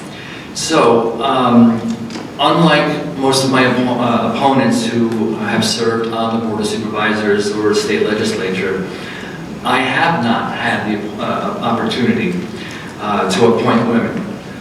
Since I'm not a legislature, I didn't work for the city. But what I can say is that over the past 25 or 30 years of my private practice as a tax and management consultant, roughly, as I said at my opening, 50% of my approximately 1,000 clients have been women. They were sole proprietors, presidents of companies, senior executives of businesses, large and small, and they have been working in both the private and nonprofit sectors. I advise them on organizing and reconstructing their businesses. I've helped them, or we've worked together on navigating the federal, state, and local laws, and I've filed paperwork for them to set up their corporations, their LLCs in Sacramento. For example, one of my more recent clients in the last year or so was the Balboa Village Merchants Association. That's over in the Richmond district, the central outer Richmond on Balboa, the store is there. And that was run initially by Marjan Fillmore, and at the same time, at that time, many women were on that board. And so I actually did consulting with them. I did the filing. I set up their nonprofit company to the point of that. Once their leadership was confident, I then, like a turnkey, gave the papers over to them. So the mayor, either directly or indirectly, has the ability to appoint close to 600 people in the city government here. And so I believe that women to men ratio right now is not even close to 50%. And the mayor's staff, the department heads, city commissioners. And so as mayor, I will endeavor to bring that total up to at least 50%. I would consult with the Junior League, with League of Women Voters, the Leadership SF, City's Commission on the Status of Women. And as long as those agencies and commissions share my leadership vision for San Francisco, I would appoint them there.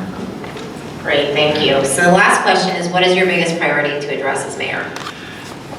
There's so much. There's so many things I love to do. But my first priority would be to maintain or enhance and bring up our quality of life here in San Francisco. The diversity, the vibrancy of our unique residential neighborhoods and commercial districts. And two of the planks of my three-point campaign platform, one of them is to return to law and order and to successfully address the homelessness problem that will directly affect our quality of life. But my third plank in this, in quality of life, is to stop the Manhattanization of San Francisco. We're too dense and we're facing increased pressure for density. Besides the 5 boroughs of Manhattan, San Francisco is the second densest city in the United States. We've got about 7,600 units per square mile. We're more crowded than Boston, Philadelphia, Baltimore. We are bursting at the seams at this point here. San Francisco has 880,000 residents, 75,000 more than we had 7 years ago.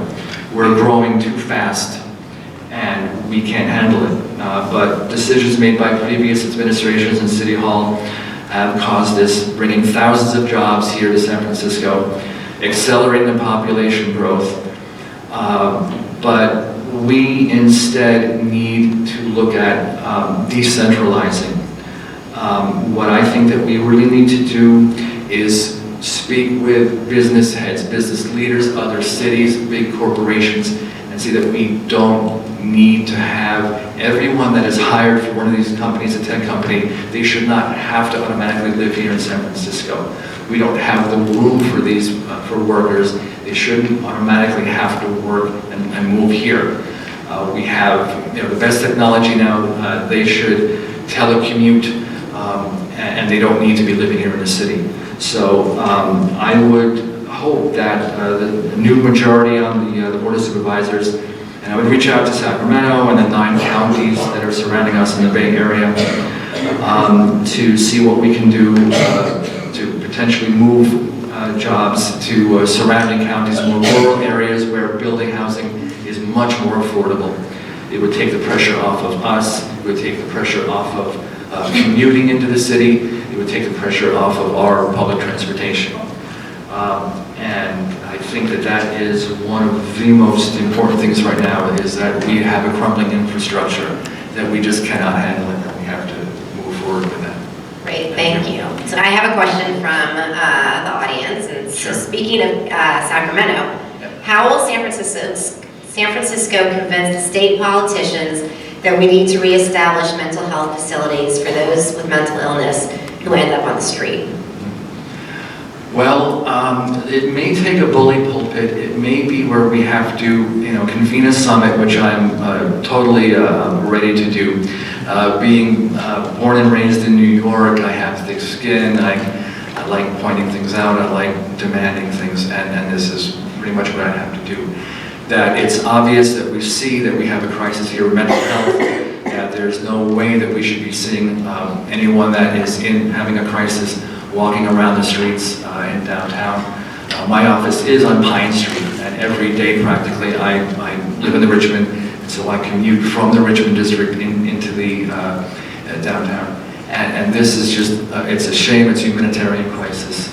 And I actually have an emergency plan on how to immediately tackle this by declaring a state of emergency within days after I'm elected mayor. I want to bring in FEMA-style mobile homes to specific areas within the city here, just like what you would see in other states, other cities that have had disasters, catastrophes, like in Florida, Texas, Puerto Rico, after a hurricane or after that's the street, or an earthquake. The first thing that happens is they bring in emergency FEMA-style mobile homes, get people off the streets immediately. We can't have them wandering around. Bring in triage to help people discern those who are in mental crisis, those who need medicine, those who need surgeries. That is my plan on how to immediately handle that. Yeah. Great, thank you so much for being here. Thank you so much.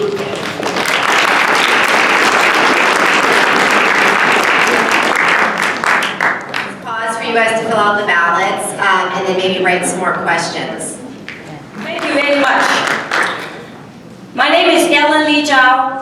I am 49 years old, and I have been married for 23 years, and I have 2 kids. My son is 20 and my daughter is 18. Because earlier you had people saying not all the truth, so I'm just letting you know, right?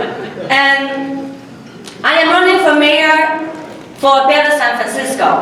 I am tired going out and seeing all those property crimes, feces, drugs, needles, homeless, and I'm so tired. And that's only one of the reasons. I was nominated by the Coalition of Good Neighborhoods from the 11 districts in San Francisco. In 2017, we have fought so many public hearings that we do not want recreational cannabis stores that next to elementary school, next to preschool and daycare, and next to residential area. Yet, 11 Board of Supervisors plus the mayor signed this loose regulation and allowed them to open next to daycare center. That was very devastating.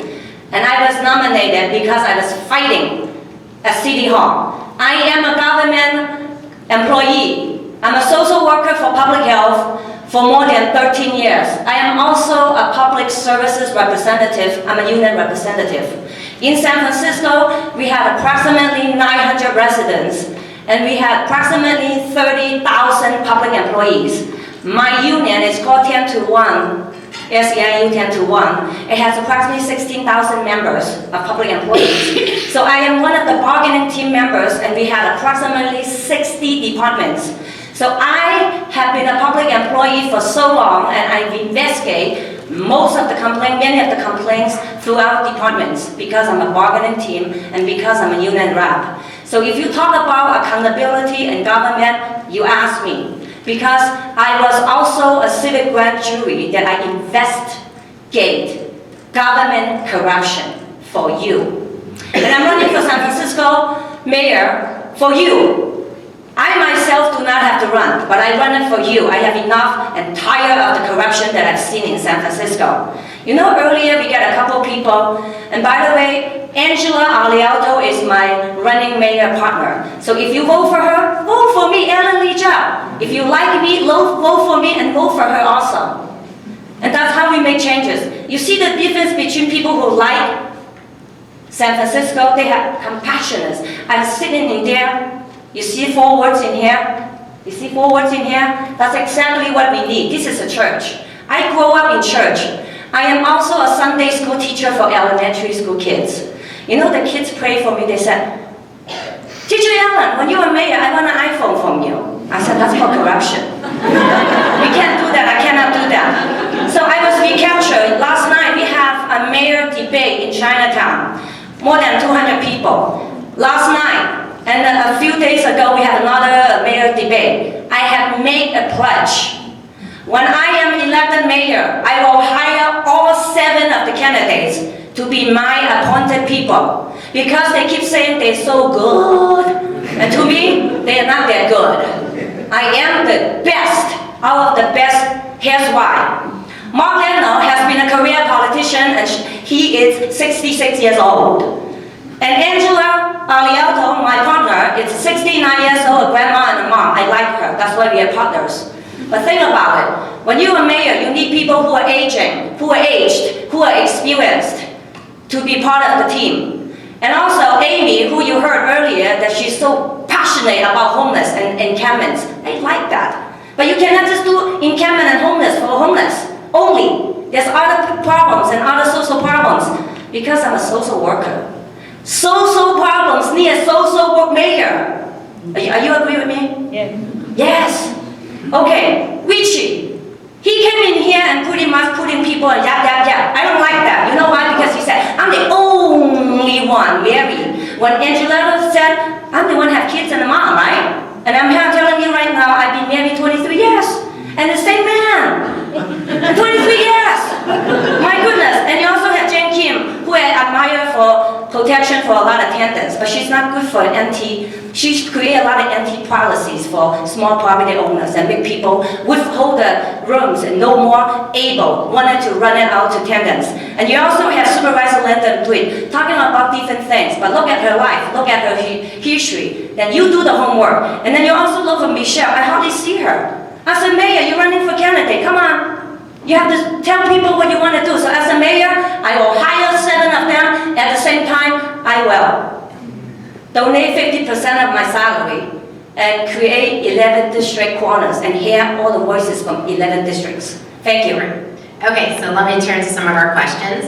The current focus area, as you know, is Junior League of San Francisco is advancing the social and emotional health of the youth and elderly. As we've tackled this issue, we've learned that half the homeless population is over 55 years old. Please discuss how you will address the homelessness epidemic, in particular for high-risk youth and elderly population. Thank you. First of all, that's a very good question, and you asked the right person. I am a social worker. I am not only a social worker, I'm a city, county, and mental health worker. My job title is called Behavioral Health Clinician, which means I train people to behave. That's why we call behavioral health clinicians. So I worked it with homeless side by side. I asked them. I make reports for public health. And my name, if you Google my name, associate with homeless report, then you will see some of the reports for civic grand juries that we did, and I evaluate reports. 25% are elderlies in San Francisco. And there's two issues. The high risk population, homeless, they're youth, they're young people, because they exit from the foster care system. And those are the biggest problem. We need mentorship, and we need programs and to shelter them, treat them like they are an adult, and not to give them drugs, not to tell them cannabis recreation is good, not to give them other drugs and depend on drugs. Look at their lifestyle, then you know what I'm talking about, because I spoke to them, I do interview with them. The other part, the elderlies, and some of them, they're veterans. I cry for them. Man, they spent their lifetime and defended you and me out front, but when they came back, what did they do? Homeless, hungry. Every year we have so many people die on the street, you know that? Public health pick up their bodies. That is disgusting. As a public employee, as a public behavioral health clinician, I feel like this is a third world. This is not a classic world. That's how I feel about it. The other part is that in order for us to address the problems and mental health problems, like I said, you're talking to the right person. I'm a mental health worker. We have a team. So San Francisco had approximately 30,000 public employees. Public health has 7,000 employees. I am representing many of them, and I work with doctors, nurses, because I used to be a primary care behaviorist. Remember that? I know the problems inside out because we have a lot of corruptive behavior with fundings and funding unaccountable behaviors and useless programs. So in order to address mental health, we need to do isolation treatment for homeless. 60% and more of them, they are mentally ill, they're incapable of living on their own. The other 10 to 50% people, they're working people. They have jobs. The other one we call professional social worker, professional homeless. Okay, I'm sorry, my time is up. Thank you. So a crucial part of the Junior League's mission is developing the potential of women, which includes providing women with tools and mentorship necessary to run for public office and or become stewards in our community. What would you do to encourage more women to apply for city and county appointments or run for office? Again, that's a very good question for the right person. So remember, I worked for the city and county for more than 13 years. I work with so many people, I do investigation. So this question, the answer is a couple areas. Networking. I have 2 kids. My son is 20 years old and my daughter's 18 years old. They both away from me. They're in UC college. You know how hard it is to get in UC college? 100,000 people apply, they only accept 5,000 people. I go, yay! Woo! I help them network with people. In order for you to run for office, or me run for office, we need to have network support and also volunteering. I always encourage people to volunteer. I volunteer as a city and county employee. I have a job full-time 9 to 5, Monday to Friday. I volunteer for legal aid for the Language Right Project. When people come to me with employment issues, I help them. I also volunteer and teach a class on Saturday morning and teach immigrants how to become a better person and learn how to speak English so they can get a better job. So to help people who are young, it doesn't have to be women. As long as you are a person willing to advance. We need to learn education. Education is the way for people to go out there. Myself, for example, when I came to this country 32 years ago, I did not speak a word of English. Yet, right now I have 3 college degrees. I have an AS degree in hotel and restaurant management. I have a BA and a master degree in social work. I am a very good example for people who want to do good and say no to drugs and say no to criminal activities. And I am also, like I said, I'm a Sunday school teacher. I look up to people. The message I want to give it to the people who are young and want to be advanced in career, either in politics or in any good job that you want to have a good life. Stay out from drugs and team up with people who are mentors, who are positive mentors. I was teaming up with people from the church. That's how I get very advanced. Pastors, people who are doing evangelical work and missionary work, and they hook me up with people who are graduates, who are working out there, and who are so good for me to look up to, and like myself. I train a lot of youth every day on a daily basis because of my volunteer work. And I also have a radio program. I outreach 100,000 people on a weekly basis on how to become a better person, how to advocate for yourself, and say no to people who harass you. Like me, I've been harassed as a mayor candidate. When they say that they're the top 4 people, that is called unethical election, unfair election process, because they always invite the 4 top people, and then they ask 500 people, and then, oh yeah, the top 5. What top 5? That's called corruption. That is not top 5, top 4. Unfortunately, we're out of time for that question, but the last question is, what is your biggest priority as mayor? I work for the city and government for the last 13 years, and I work with so many departments. I have a group, it's called Coalition of Asian Government Employees. We have so many members in different departments. I am also a union rep, we have 16,000 members. I know the biggest problem that causes a lot of problems with homeless, with housing crisis, it's government accountability. That's what I look for. I also have an article out. If you search my name, Alan wants to bring ethics back to City Hall. That's the article that I explained. Many of the problems that created for us is no accountability. When the developers came and developed houses, they do not think about the teachers. They do not think about the public workers and the families with kids. They only want their money in their pocket. That is not good for San Francisco. So when I am a mayor, my priority is to create fair housing policies for tenants and landlords. I'm talking about small property landlords. We had approximately 40 to 50,000 empty apartments that they refuse to rent it out because afraid. People are afraid to rent their houses out to people because we have a group of unethical lawyers targeting people who are small property owners. When I create those in there, when people don't feel threatened to rent their places out, we immediately have 40,000 and more apartments for teachers, for public health workers, especially the people who work for City and County of San Francisco, especially the emergency department. When we have earthquake, we want people to stand by and save you and I when we are in need. And by the way, earlier there's a question, how do you responses to emergency? I will not be worried too much about that. All city and county employees are disaster workers, and we well trained on it, and we have 30,000. But except many of them, they don't live in San Francisco. That's the problem. And the other one is that property crimes, homeless. Many of those issues that we can solve when we have the accountabilities. For example, when I'm elected mayor, remember my pledge.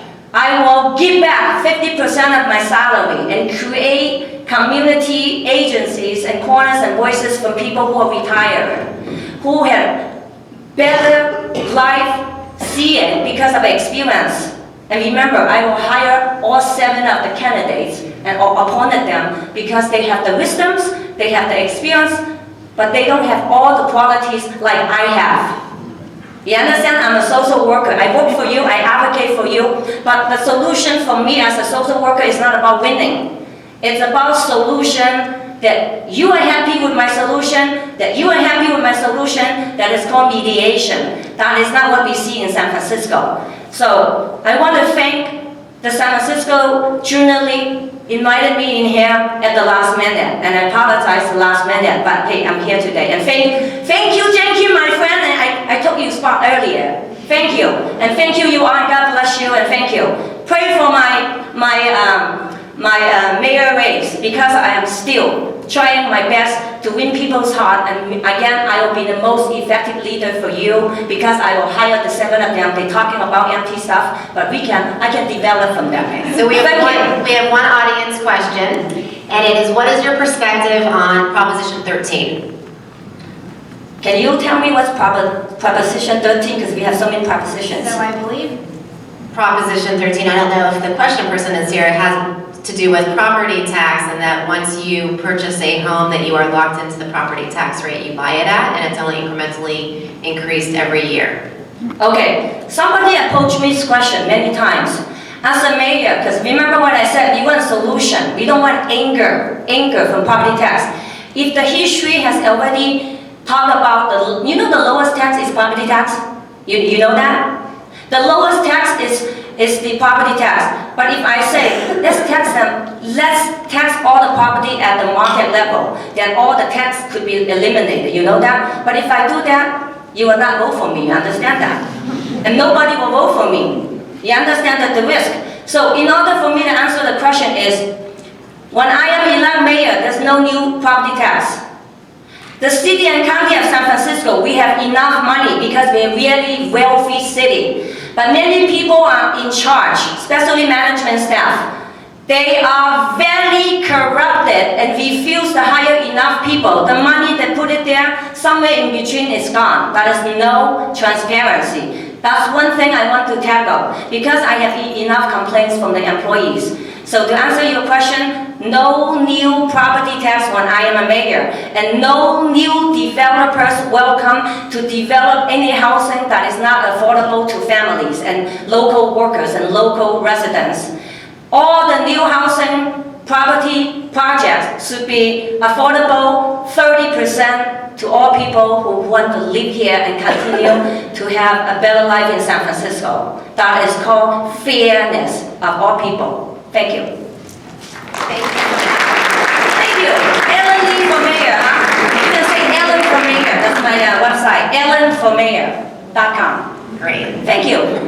Thank you very much. Okay, so hopefully everyone's finished their ballots. We will have women coming along and collecting them. Are you? Okay, great. And so I think, is Jane Kim here?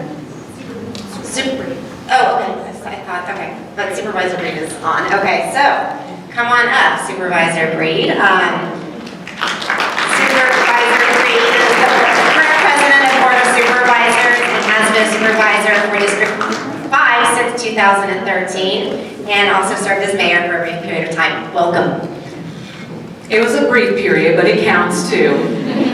Hi everybody, I'm London Breed. I'm president of the San Francisco Board of Supervisors, candidate for mayor here in San Francisco. Really excited to be here tonight. Let me just tell you a little bit about myself and why I'm running for mayor. I grew up in San Francisco down the street on Eddy and Laguna. My grandmother raised me in the city in public housing, and I grew up in a community that felt isolated. I felt like I didn't even belong in the city at times, and I was really lucky because I went to public schools, graduated from Galileo High School, went to UC Davis because of the encouragement of my teachers and counselors and others in the community, graduated and came back to the community to work in the community to save and change lives. During that time, we were experiencing some of the worst violence in our city's history. I was attending funerals on a regular basis of people that I grew up with, and I wanted something different in my community. Why is it that I was fortunate enough to have an opportunity to go to college, meanwhile everything else was falling apart around me? And I wanted to do something different. I wanted to make San Francisco better. I wanted to start with making my community better. And it took a lot of work. I became the executive director of the African American Art and Culture Complex on Fulton Street and did a lot of work with young people. I paid young people. I got them actively engaged in activities. Many of those young people are doing well this very day, and I'm really proud of that work. We had a lot of tension between our community and the police department. I worked with our captains at Northern Police Station, brought the community and the police together to develop better relationships. And I gotta tell you, it wasn't easy. None of this work is ever easy. The first year, the kids wouldn't even speak to the police. The second year, they started giving them a little bit of a head nod.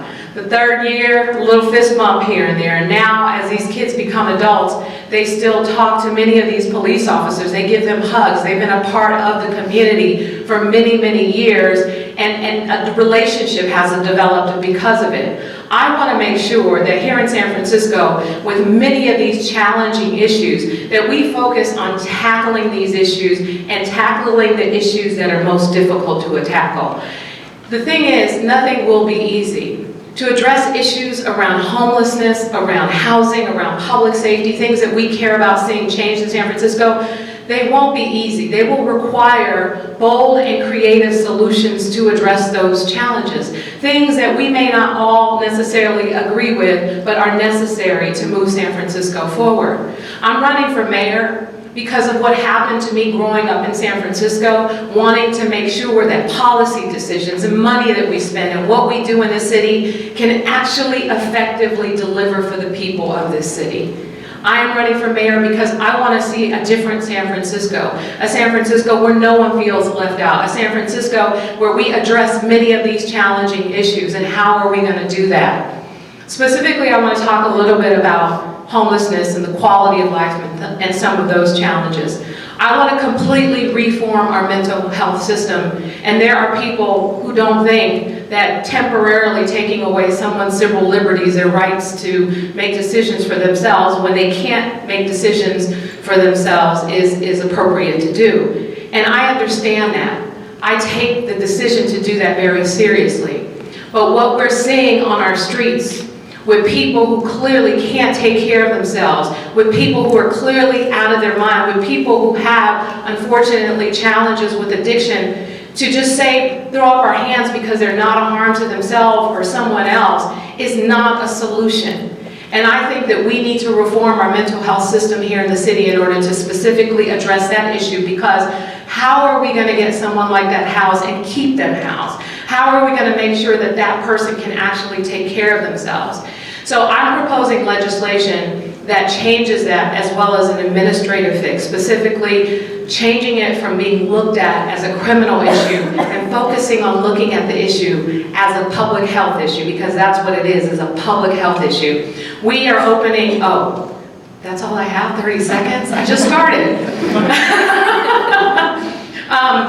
Addressing issues around mental health, building more housing and building more housing faster, putting more officers on the streets and providing neighborhood prosecutors, working to develop relationships between our community and our police officers, and making sure, as mayor, the hard decisions get made, but the results you can feel when you walk down the streets every single day in our city. I hope you'll vote for London Breed for mayor. I'm sorry I had a whole line planned and I was just given a time limit, but happy to open it up to answer your questions, and thank you for having me here today. Okay, so we have 3 preset questions, and hopefully you've gotten a chance to review. So the first one is, as you may know, Junior League's current focus area is advancing the social and emotional health of the youth and elderly. As we've tackled this issue, we've discovered that half of our homeless population is over 55 years old. Please discuss how you will address the homelessness epidemic, in particular for high-risk youth and the elderly population. So I'm really excited about that question, because one of the things that I fought for as supervisor, and even before I was on the board of supervisor, is to build more transitional age youth housing, and specifically transitional ages between the ages of 18 and 24, a term that me and others who worked in the community together came up with, mostly because, you know, this was the population that we have the most challenges with in terms of housing, in terms of job placement, in terms of opportunity, and we were focused on trying to make sure that they weren't left out of services that are provided in the city. So when we put before the voters the Public Enrichment Education Fund and the Children's Fund, we made sure to include children who are between, well, young people between the ages of 18 to 24, so that there are real funding opportunities for them. We also just opened up a 50-unit building at Booker T. Washington Community Center. It took years, transitional age youth, and with my neighborhood preference legislation, 40% of those units went to young people who actually are from District 5, which I was very excited about. And I gotta tell you, other city leaders tried to stop that project. It's why it took so long to get built. We have to think about making sure that we provide opportunities for young people. I've worked with young people most of my career. I was one of those challenging young people where I could have easily ended up in juvenile or any place else had it not been for services, my teachers, my counselors, and other things that helped me to become the person who I am. And unfortunately, too many of our young people fall through the cracks. Too many of them don't make it. And the city has to make sure that we're investing more resources into young people early on so that they don't get caught up in some of the things that they get caught up in. But I will also say that one of the most important things that mattered to me when I was 14 years old, I got a job with the Mayor's Youth Employment and Training Program. It changed my life. And part of it, I got a paycheck, I had a job, I had responsibility, I learned what it meant to show up on time and some of the basic things I think that people take for granted. And I want to make sure when I'm mayor that we have the same opportunities for every high school student in the city. Not just a summer job, but job year-round with some of the healthcare industry opportunities, the tech industry, all these new industries. The connection between our youth and the industries of today and tomorrow has to be made, and part of my goal in my education platform is to bridge that particular gap. Now, I know my time is up and I didn't touch on seniors, but the Dignity Fund is something we put on the ballot to increase funding for seniors. I continue to make sure that resources are advocated for programs in my district, Meals on Wheels, and a number of things to make sure our seniors get the resources and the support they need, as well as in-home support. I mean, I can go on and on about many of the things that I've been able to accomplish as a member of the Board of Supervisors, and I do think that we need to continue to financially invest more in the right things that actually effectively serve both our senior and youth population. Great, thank you. So, And can you tell me how much time I have? So, okay, 3 minutes for each question. Okay, thank you. So, a core part of the Junior League's mission is developing the potential of women, which includes providing women with the tools and mentorship necessary to run for public office or become stewards in our community. How have you and how will you encourage more women to apply for city and county appointments and run for public office?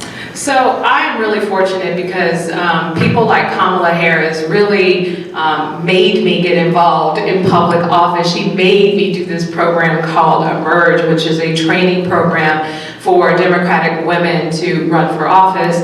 And I went kicking and screaming, but it's one of the best things I ever did. And the relationships that I developed in Emerge have been amazing. I continue to work with a lot of young women to get them involved in the Emerge program. But even, again, before I was involved in politics, what I did when I finished college and when I came back to work in the community, I have a number of mentees that are like my little sisters that are now adults, many who have finished college, many who are doing well in life. I always make sure that I am actively engaged in being a big sister, a TT, or what have you for young girls and women who I know just need someone to support them, encourage them, and be, just a figure in their life in some capacity. Most of these young women come from single-parent households. Many, like myself, were raised by their grandmother, and they all are still a very important part of my life. And what's even more exciting is watching them get out there and tweet and do all these new technology things for my campaign. So I will continue. That is something that is just naturally a part of what I do, and it will be something that I will always do for the rest of my life, whether I'm on the Board of Supervisors, mayor, or doing anything else. Thank you. So the last prepared question we have is, what is your biggest priority to address as mayor? My biggest priority to address as mayor, 2 things that I committed to. Usually people, it's probably not a good idea to promise things, but I am so determined to make sure that within my first year of office that we remove all of the tents off the streets. That I started working on this when I was acting mayor for a very short time, but still counts. The fact is, we have a real challenge in this city, and it is not about trying to push people down the street or move people out of the way because we don't see them. It is a public health crisis. There are no facilities. There was almost a hepatitis A outbreak. We have some real challenges with just allowing tents to exist on our streets, and within the first year, I plan to make sure that we remove all tent encampments. I also believe truly that we are in serious need of law enforcement, more law enforcement on our streets, especially in our commercial corridors. I noticed that in certain commercial corridors, there are a lot of seniors who shop, pick up groceries, and there have been a lot of issues in those particular neighborhoods. And so I want to make sure by the end of next year, we add another 200 police officers on the streets. But homelessness, quality of life, street behavior, things around mental health issues, substance abuse, and all of those things will definitely be at the top of my priority list. I have more details about what I'm proposing to do on my website, londonformayor.com. I released a housing platform, homeless platform, public safety platform, education platform, and I'll be able to hopefully release my transportation platform next week, and a small business and others as time progresses. Okay, so we have time for 2 audience questions. The first one is a 3-part question, so it might end up we only have time for 1 question, so I'm going to read all 3 questions first. How can you force people who are homeless to go into shelters or housing, should we? And what percentage of people living on the street do you feel choose to be there versus have no better option? So what was the first part of that? How can you force people who are homeless to go into shelters? So it's not easy. I actually have a certain number of people on my caseload who have been very difficult, but really good people who have challenges. One is schizophrenic, one has serious drug addiction challenges, and I do think that when we went in and cleared out the 10 encampments last year during the time that I had served as acting mayor, we went in and it wasn't as if we went in there and said, you have to go. We made sure that we knew what places we had for people before we started to go into the 10 encampments. We brought in the homeless outreach team, the Department of Public Health, the police department, and others, and there were conversations with the people who were there in order to understand what their issues are and to ask if they would be willing to accept an alternative, and eventually to also say, we're going to clear this area, and unfortunately, we're not going to be able to allow these tents to be here. We're not going to allow for parking. We're going to set up barricades. We're going to give you some time, but we have an alternative. We have an alternative, and this is basically what you have in terms of an alternative, but we won't allow these 10 encampments to continue to stay in this particular area. So it was, I believe, a more compassionate approach. My grandmother, she basically said, look, you do your homework, you go to school, you clean up, or you don't live here. And I think that there has to be, rules when it comes to, what happens out on our streets. And I get that people are down on their luck and they have challenges, and I do want to make sure that we have the services and the support and an alternative to help them, but I don't think we should just basically walk away because someone says they don't want something that we're trying to offer them. I just think that that's unacceptable, and we have to do a more assertive, we have to approach that thing in a more assertive way.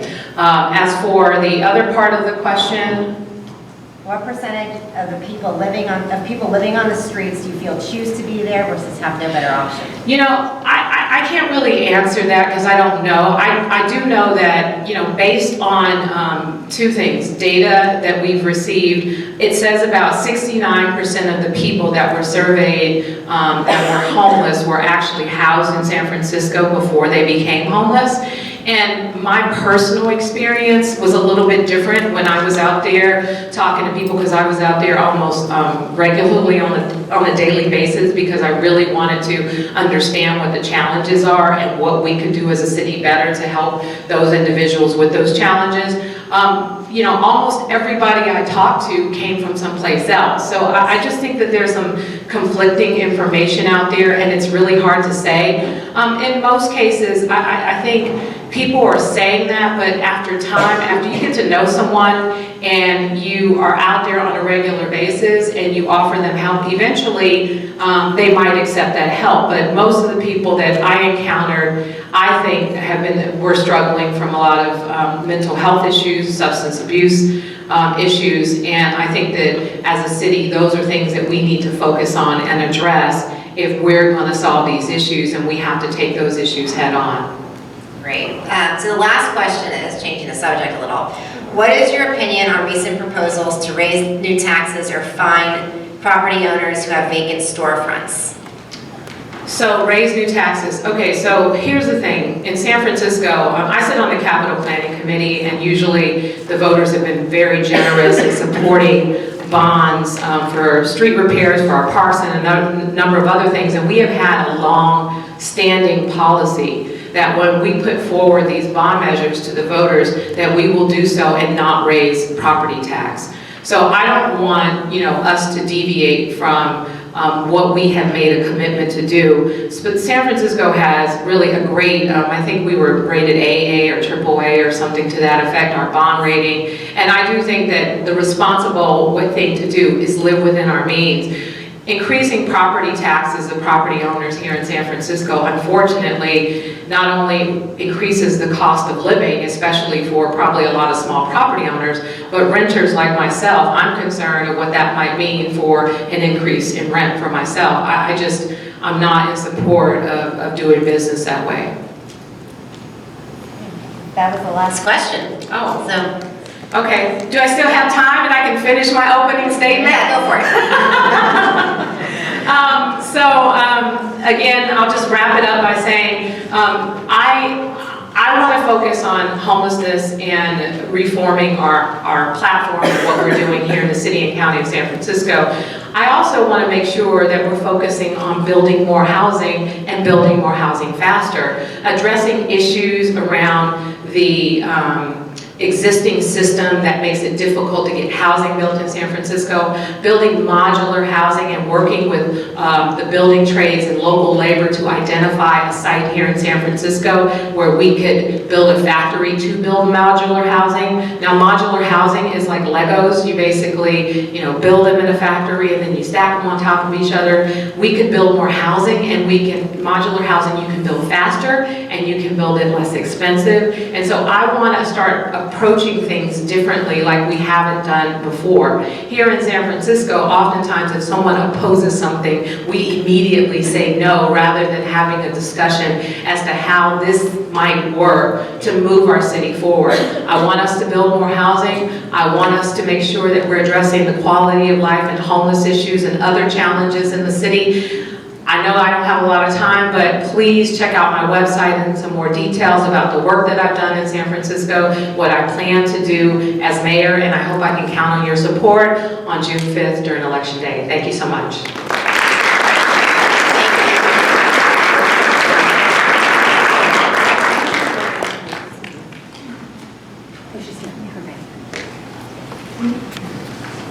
Jane Kim is here.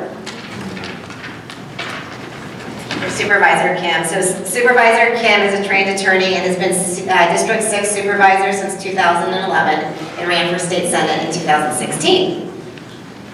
Welcome. Hi. Thank you. Thank you so much for having me. So just opening 5 minutes, okay. So my name is Jane Kim. I serve on the San Francisco Board of Supervisors, and I've had the honor of serving our city a little over the last decade. I started out on the Board of Education and now serve on the Board of Supervisors representing a very dynamic district, which includes the South Market, Mission Bay, Tenderloin, and Treasure Island. Prior to serving on the Board of Supervisors, I spent 6 years as a youth and family community organizer for Chinatown Community Development Center, which both acquires and builds affordable housing here in our city. We did a lot of neighborhood planning and advocacy around open space, parks, muni, like extending the 30 and 45 line for Chinatown residents, 90% of whom don't own cars, and of course advocating for more affordable and middle-income housing. After that, I went to UC Berkeley School of Law, where after which I served at Lawyers Committee for Civil Rights, where I worked on voter access and protection laws. Over the last decade, I've had the opportunity to work on a number of great initiatives. One that I'm incredibly proud of, that I fought for, and thank you for your support in 2016, was making San Francisco the only city in the country to make community college free for all of our residents. We had our inaugural semester last fall of 2017, and we had a 51% increase in enrollment of San Francisco residents after we took down barriers to education, to accessing higher education. And making community college free was important for so many reasons. One of my larger overarching goals and vision for San Francisco is regrowing our middle class again. The middle class in San Francisco in 1990 used to make up close to 50% of our city's population. And we define middle class in this data point as families that make between $50,000 and $150,000 a year. So this is a huge cohort of everyday people in that category. Since 1990, as of 2012, which is the last year of the data point, the middle class has shrunk to 1/3, 33%. And my guess is that even over the last 5 years, it has dropped even further than that. And we are increasingly becoming a city of the rich, the very rich, and the very poor. Now, while we have the fastest growing income gap between the rich and the poor in the country, according to the Brookings Institute, we do largely mirror the rest of the country. Through the 1970s, at our peak, middle-class Americans outnumbered those in the upper and low-income brackets. It is now the inverse. And when you study policies during the mid-20th century that helped grow middle class, there was one significant decision that government made that was actually very expensive and quite radical at the time. and that was a free and universal K-12 education system.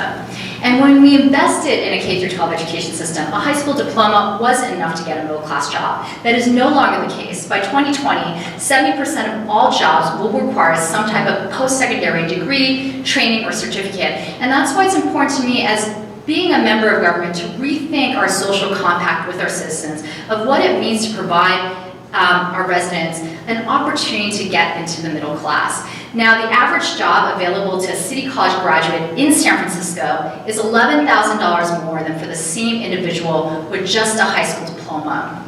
So investing in education has been very important to me. I also led the initiative that is now bringing $73 million into our public school system. This is funding art teachers in middle schools, librarians in elementary schools, nurses, wellness centers in high schools, janitors, toilet paper. The very things that we lost after we passed Proposition 13. Again, another way that we have divested from public education. And I'm currently working on an initiative, Proposition C, and I have signs in the back, I hope you'll take them. It is a measure to make childcare affordable for every single family in San Francisco. Now, I have an all-woman legislative team in City Hall, and for many years I had all working mothers of young children. And so I saw firsthand how difficult it was to run an office where my staff had to constantly leave in the middle of the day to pick up their kids. And so a 5-day-a-week, full-day childcare system is incredibly important to the productivity of our workforce, but also the educational opportunities of our youngest residents. We know that 92% of a child's brain is developed by the time they enter kindergarten, when they're 5 years old. And actually, the achievement gap that we talk so much about actually starts way before kindergarten begins. And Proposition C will be San Francisco's single largest investment ever in childcare. Now, the bread and butter of my work is in housing and in land use. I represent a district that is currently absorbing 80% of all of San Francisco's residential and commercial development. But I'm also proud of the fact that with my negotiating, we're also building 54% of all of San Francisco's affordable housing. I have built and negotiated more affordable and middle-income housing than any member of this Board of Supervisors over my time the last 7 years. And I see that. We can move on to the questions. Thank you. Okay, so the current focus area at the Junior League of San Francisco is advancing the social and emotional health of the youth and the elderly. As we've tackled this issue, one of the things we've learned is that half of our homeless population is over 55 years old. Please discuss how you will address the homelessness epidemic, in particular for high-risk youth and the elderly. So I'm actually the only elected official that has spent a night in one of our adult homeless shelters. I took on a challenge by the Coalition on Homelessness. Actually, my first night as acting mayor, and I spent a night in one of our shelters in my district. And I went through the whole process. I waited in line, I went through the shelter reservation system, and I got placed at next door shelter in the Tenderloin, and I learned a tremendous amount that night in the 14 hours that I stayed there. One, our homeless population is far older, as you pointed out, and far sicker than I'd realized.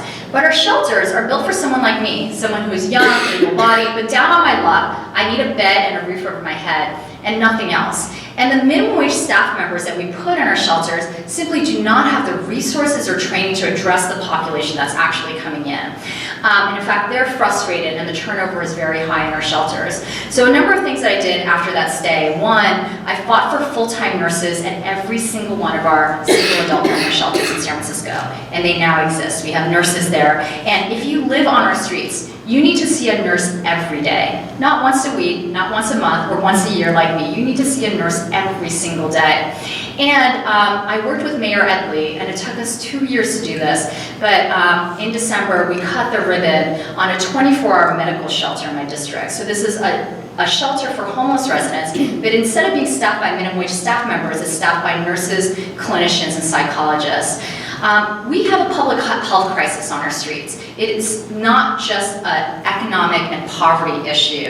And until we address the public health crisis, substance abuse, mental health, and other ailments, we will never truly address the homelessness crisis. But homelessness is a very diverse issue. People focus a lot on the 7,000 individuals that we count in our homeless count. On any given night in San Francisco, there are 7,000 people that either sleep in our streets or in our shelters. But our homeless count is far larger. It's close to 17,000. These are how many unique individuals interface with our homeless support services on any given year in San Francisco. The fastest growing segment of our homeless count today not just in San Francisco, but in New York and LA as well, are working families. It's single mothers with children and jobs. And it is a huge moral conundrum, I think, for cities across the nation that we cannot afford to house families with jobs and children. And so it's a multifold approach. The homeless population that you see on a daily basis is roughly about 3,000, 3,500. These are the chronically homeless that sleep in tents, that are probably very sick, maybe also addicted to drugs. That is one population. And I believe the next mayoral administration can and should take at least 50% of these folks off the street. We can build 1,500 medical shelter beds immediately.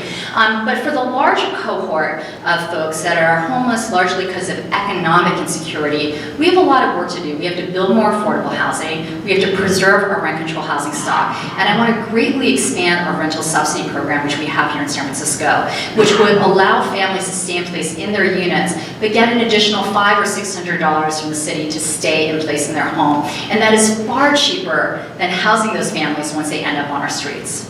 Great, thank you. So my second question is, core to the Junior League's mission is developing the potential of women. And this includes providing women with the tools and mentorship necessary to run for public office, become stewards of our community. How have you and how will you encourage more women to apply for city and county appointments or run for public office?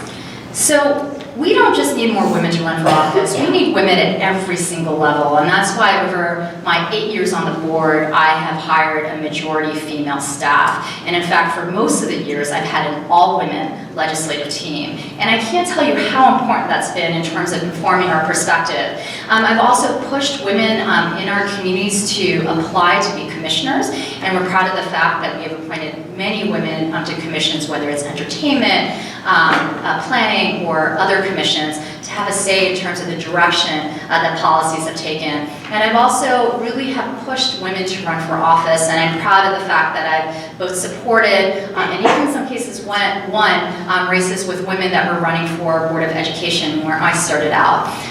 We need more women to run, and it's a tough business. I always try to be very honest because no one really told me what being in office or running for office would be like before I started. I cried almost every single day of my first race for school board 14 years ago. And if I had been better prepared for what I was entering into, I think I would have been a lot stronger from the get-go. And so I spent a lot of time mentoring young women because I think it's incredibly important for more of us to run, and I see the difference that it makes when we have women in policy-making and decision-making seats. There's a lag with the microphone, okay. Thank you. Okay, so the last question is, what is your biggest priority to address as mayor? So, can I say two? It's street cleaning and homelessness. So I believe that any mayor of any great city is judged by how clean our streets are. And it's an issue that I believe a mayor can solve. I think we need to double the number of street cleaners we have in San Francisco. We currently have 285 street cleaners, of which only 150 are permanent full-time. Hong Kong has 9,700 street cleaners. Now, Hong Kong also has 7 million people. We're at roughly 840,000. But we can double the number of street cleaners we have, and I guarantee you our streets will be cleaner. I also want to double the number of publicly monitored bathrooms that we have here in San Francisco. It's a program that I actually launched in 2014 in the Tenderloin. It's called the Pit Stop. And they're portable toilets that are monitored by employees. It's also a jobs development and jobs pipeline program. And we put these portable toilets in the Tenderloin because when I ran in 2010, it was the #1 issue for our residents was the amount of feces that they encountered on their streets. No one should have to walk over human feces, and also no one should have to go to the bathroom on the streets because they have no other option. So we put these toilets out, we clean them every hour on the hour, we make sure they're fully stocked with toilet paper, hand wash, and soap, and we average now about 100 flushes a day per toilet, and we now have 18 across the city. And just in the first 6 months of our Pit Stop program in the Tenderloin, we had a 60% reduction in steam cleaning requests in the neighborhood. And inadvertently, we also saved 2,200 gallons of water a month in the Tenderloin because of that reduction in the midst of a drought. And so I want to expand and double the number of our pit stops and also double the number of street cleaners. Second is homelessness. Any person coming into the mayor's office over the next over the next term should be prioritizing homelessness on our streets. And I talked a little bit about my approach to that, both economic and health. And I also have a platform on homelessness on my website as well, janekim.org. Great, thank you. Okay, so now we have a couple questions from the audience. So, this question is near and dear to my heart, so I'm going to give a shout out to the Junior League. So we pride ourselves, since we are hosting an event, we pride ourselves on being a training organization and a safe space for our members to learn and make mistakes and learn from our mistakes. And I think that goes out into the real world because no one's perfect. We make decisions and they might not work out how we plan. So this question was asked to you and Supervisor Breed, but you ended up with it. So, but the question is, what policy decision did you have during your tenure as supervisor that did not have the consequences, or had negative consequences, and how would you approach the same issue now? Policy is a very imperfect and blunt instrument. It can't address every single unique situation. So as a policymaker, it can be a little bit frustrating because you're kind of trying to capture the bell curve. You're trying to capture that middle group so you can capture the most individuals or the most circumstances within the laws that you pass. The policy that I get criticized the most for is the mid-market tax exclusion, also known as the Twitter tax break in 2011. It was the very first ordinance that I introduced on my time on the Board of Supervisors. I'm someone who really believes that everyone should pay their taxes and and it's a privilege. I mean, we're investing in our community. And I joke about this all the time when people try to get me to explain my job, but I'm a steward of public dollars. And it's all of our dollars. I'm a steward of a $10 billion fund that I have to spend down every year and invest back in our community, in our city, in a way that builds a healthy and balanced community for all of us. But my board isn't a group of wealthy families, it's all of us. Everyone pays into this $10 billion fund. And so in 2011, I came into office, we were at the depth of our economic recession. And when I ran in 2010, jobs was the #1 issue. And I think it's debatable whether Twitter would have left or not. I'm not even going to try to guess what they would have done if we had not passed it. But at the time they said that they would not stay in San Francisco without some type of incentive. So they were willing to come to mid-market. Mid-market had the highest commercial vacancy rate in the city, 30%. And so when I got on the board, it actually already had 6 votes, but it was in my district and I decided to take a lead on it. I studied economic incentive programs throughout the state of California, and they generally do not work. But what does work is attracting an anchor tenant to a neighborhood, and Twitter was that anchor tenant. And so what we did to make it a more precise or sharper tool was a number of things. One, I reduced the number of years. Twitter wanted like 10 8-year break. We limited to 6 years. Second, they wanted a complete tax break, and I said no to that. And I said you'll only get a break on any net new jobs you create in this commercial corridor to make sure that it was a job creation incentive. And finally, we excluded any buildings on mid-market that didn't have historical rates of commercial vacancy. So Twitter moved into a building that had been vacant for 50 years. 50 years. But for example, next door, which is a building that had been occupied all the time, where Uber and Square moved in next door, they were not eligible for any of the tax break. So we essentially subsidized the tenant improvements to a building that would have been very difficult to move into otherwise. Now, there were negative consequences to that legislation. It was wildly successful, by the way. We created a ton of jobs. Mid-market now has one of the lowest commercial vacancy rates in the city. But we pushed out a lot of arts and nonprofits organizations in the process because as tech companies wanted to move in, the price per square footage went up in mid-market. And so we did invest additional revenue, about $4 million that came in from the increased economic activity, and we placed into a nonprofit and arts displacement fund. And so it's important as a policymaker that when you pass legislation that if there are negative consequences, you also try to follow up and make sure that you're buttoning up or kind of addressing the gaps that the policy didn't address. That actually plays right into the next question that we got. So as mayor, how do you balance the inherent dichotomy of longtime residents, gosh, I can't talk, I'm getting tired, versus professionals making hundreds of thousands of dollars a year, hundreds of thousands of dollars per year, and this is specifically directed towards the money that's in tech? Yeah, so I'm considered a progressive elected official, and often being progressive gets viewed as being anti-business. But a lot of the initiatives that I've been able to lead on, like for example, making City College free for all of our residents, happens because there's a tremendous amount of wealth here in San Francisco. San Francisco actually has a very unique role to play in this country. We are not just a liberal city, we are also a wealthy city, which means that we can afford to enact dream policies that other municipalities can't even fantasize about. We made community college free. It did not cost us that much, and it took us less than a year to implement. Oakland can't make Leno College free. Daly City can't make Skyline free. We were able to do that. So I'm not against economic growth because it's gonna help us fund initiatives that are gonna support all of us. But what I ask our growing technology companies and our emerging industries is to invest in our city. I remind people all the time that our work is not altruistic. It is very selfish. I am safer. I am better off when my neighbors have access to quality early childhood education, when they can go to community college without any barriers, and when we address homelessness. And so we all have to pay a little bit more to live in this larger community. And I actually think that our industries that are doing well, whether it's real estate or housing or technology, that they are better off if they are willing to pay taxes or add into our revenue system so that we can have an amazing public education program, so we can have an amazing community college program.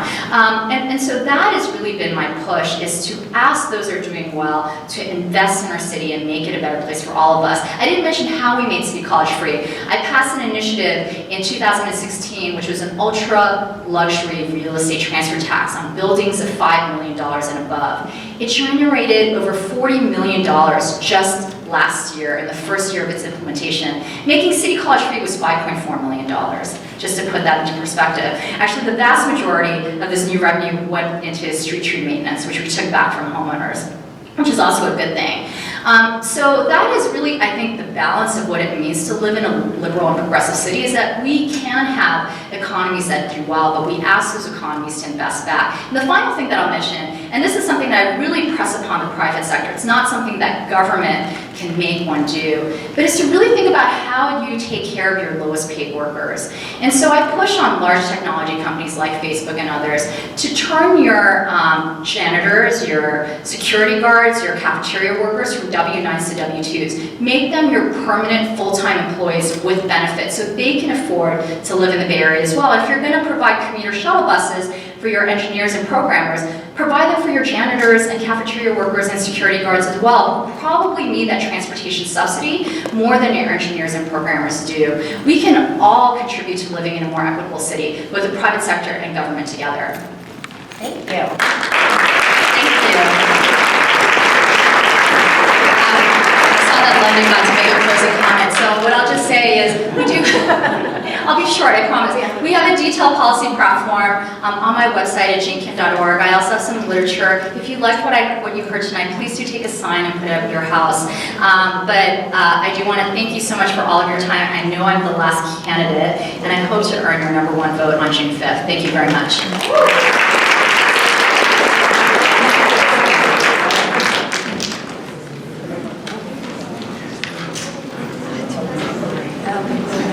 Okay, so we have Pedro and Sean here from Fairville, California, to talk about ranked choice voting very quickly. We'll be quick, and for those who casted a ballot this evening, we'll be announcing the results, so maybe you want to stick around. So very quickly, my name is Pedro Hernandez. I'm the Deputy Director of Fairville, California. We're an electoral reform organization that's part of Fairville National. Fairville National has worked on innovative reforms like lowering the voting age, universal registration, and our platform issue ranked choice voting. So San Francisco has had ranked choice voting since 2004. But let me very quickly say that if you're not registered to vote, please do so by May 21st. That's the deadline to register and re-register to vote. So if you've moved in the last year, please, you might want to update your registration, and you can do that online. And finally, well, not finally, but secondly, the election is June 5th, and vote by mail ballots will be dropped May 7th, so look out for that. And the Department of Election has released these really neat guides that allow you to outline your votes, and we have a few copies of that as well. So ranked choice voting, San Francisco's had it since 2004. It gives voters the ability to rank their candidates in order of preference. I passed around these ballots, so this is the way the ballot will look like. There'll be 3 columns where you can rank your first choice, your second choice, and your third choice. This could be someone you're really excited about, someone that you like as well, and then third could be the candidate that you would be okay with, that you could live with. You don't have to come back for a runoff election. So this is an instant runoff, so it's done all at once.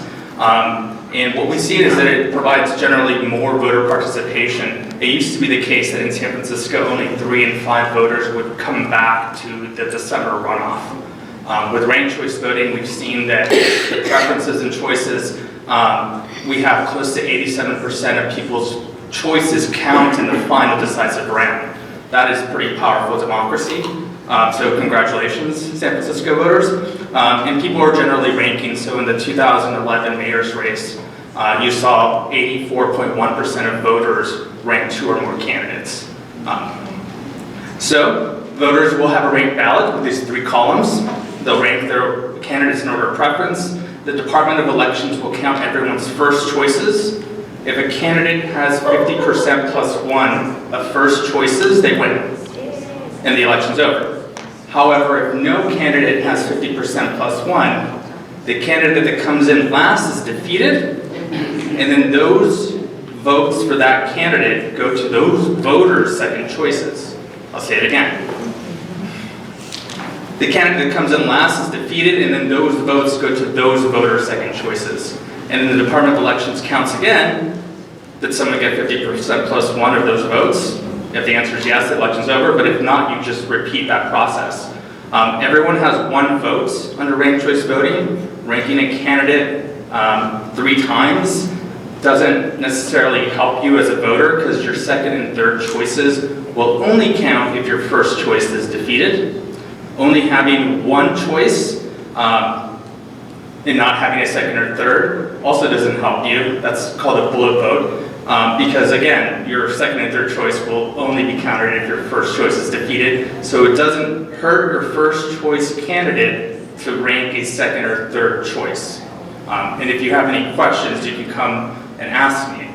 So I'll let Sean report the results. I'll hold on to that.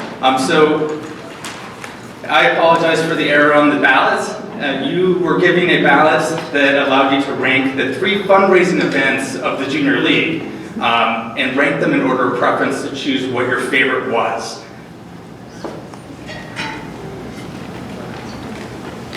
All right. It sounds like you guys have some really exciting fundraising events. And definitely creative and out of the box. So, as Pedro mentioned, I'm going to do a pop quiz. How many votes do you need in order to win an election in San Francisco? 50 plus 1. All right. So we have a total of 37 votes cast in this election this evening. Of 37 votes, how many are needed to win? 19. Some of you are cheating and looking at the video right there. So in our first round of voting, the home tour got 9 votes. The Touch a Truck event got 16. And the holiday fair got 12. Nobody got 19. So in this situation, no event got the outright number of 19 that's needed to win. So unfortunately, the home tour is eliminated. It's been voted off the aisle. And then what happened to those votes? So those votes, those 9 votes, then get distributed to the other 2 events that are remaining.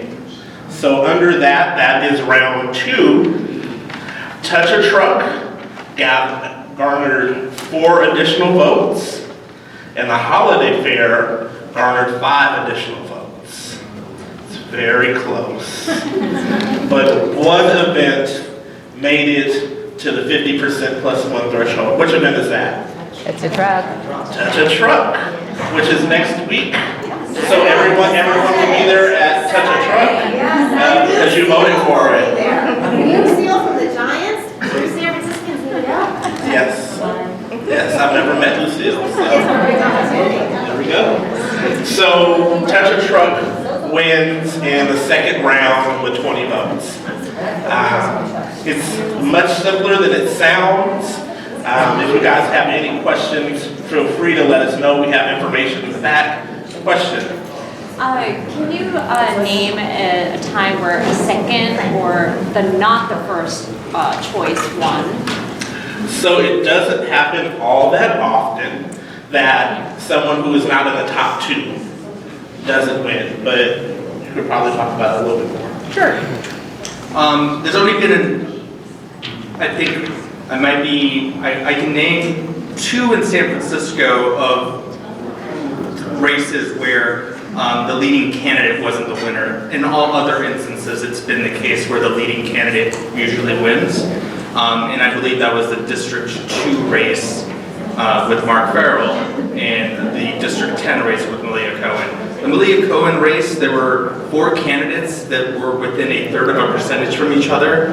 There was no clear 1 or 2 or 3 front runners in that particular race. In fact, the 5th place candidate was pretty close to the 4th place. So it was really, that race was really about who can do the most coalition building and reach the most consensus among that voter group. And actually, in that particular race, Malia Cohen was elected, and what we saw is that if there had been a runoff, a lot of the turnout, turnout usually drops, and it would have fallen on disproportionately on certain communities that don't come out for runoff. So I think they were able to capture a more representative electorate through ranked choice voting during that election. And we ran an analysis to pin the candidates one-on-one to see if one-on-one Malia Cohen would have been the winner, and she was the true winner of that election. If you pin her one-on-one with all the other candidates, she actually wins. Great. Great, thank you guys. Thank you so much. So, since everyone else has done it, go check out our website at jlsf.org.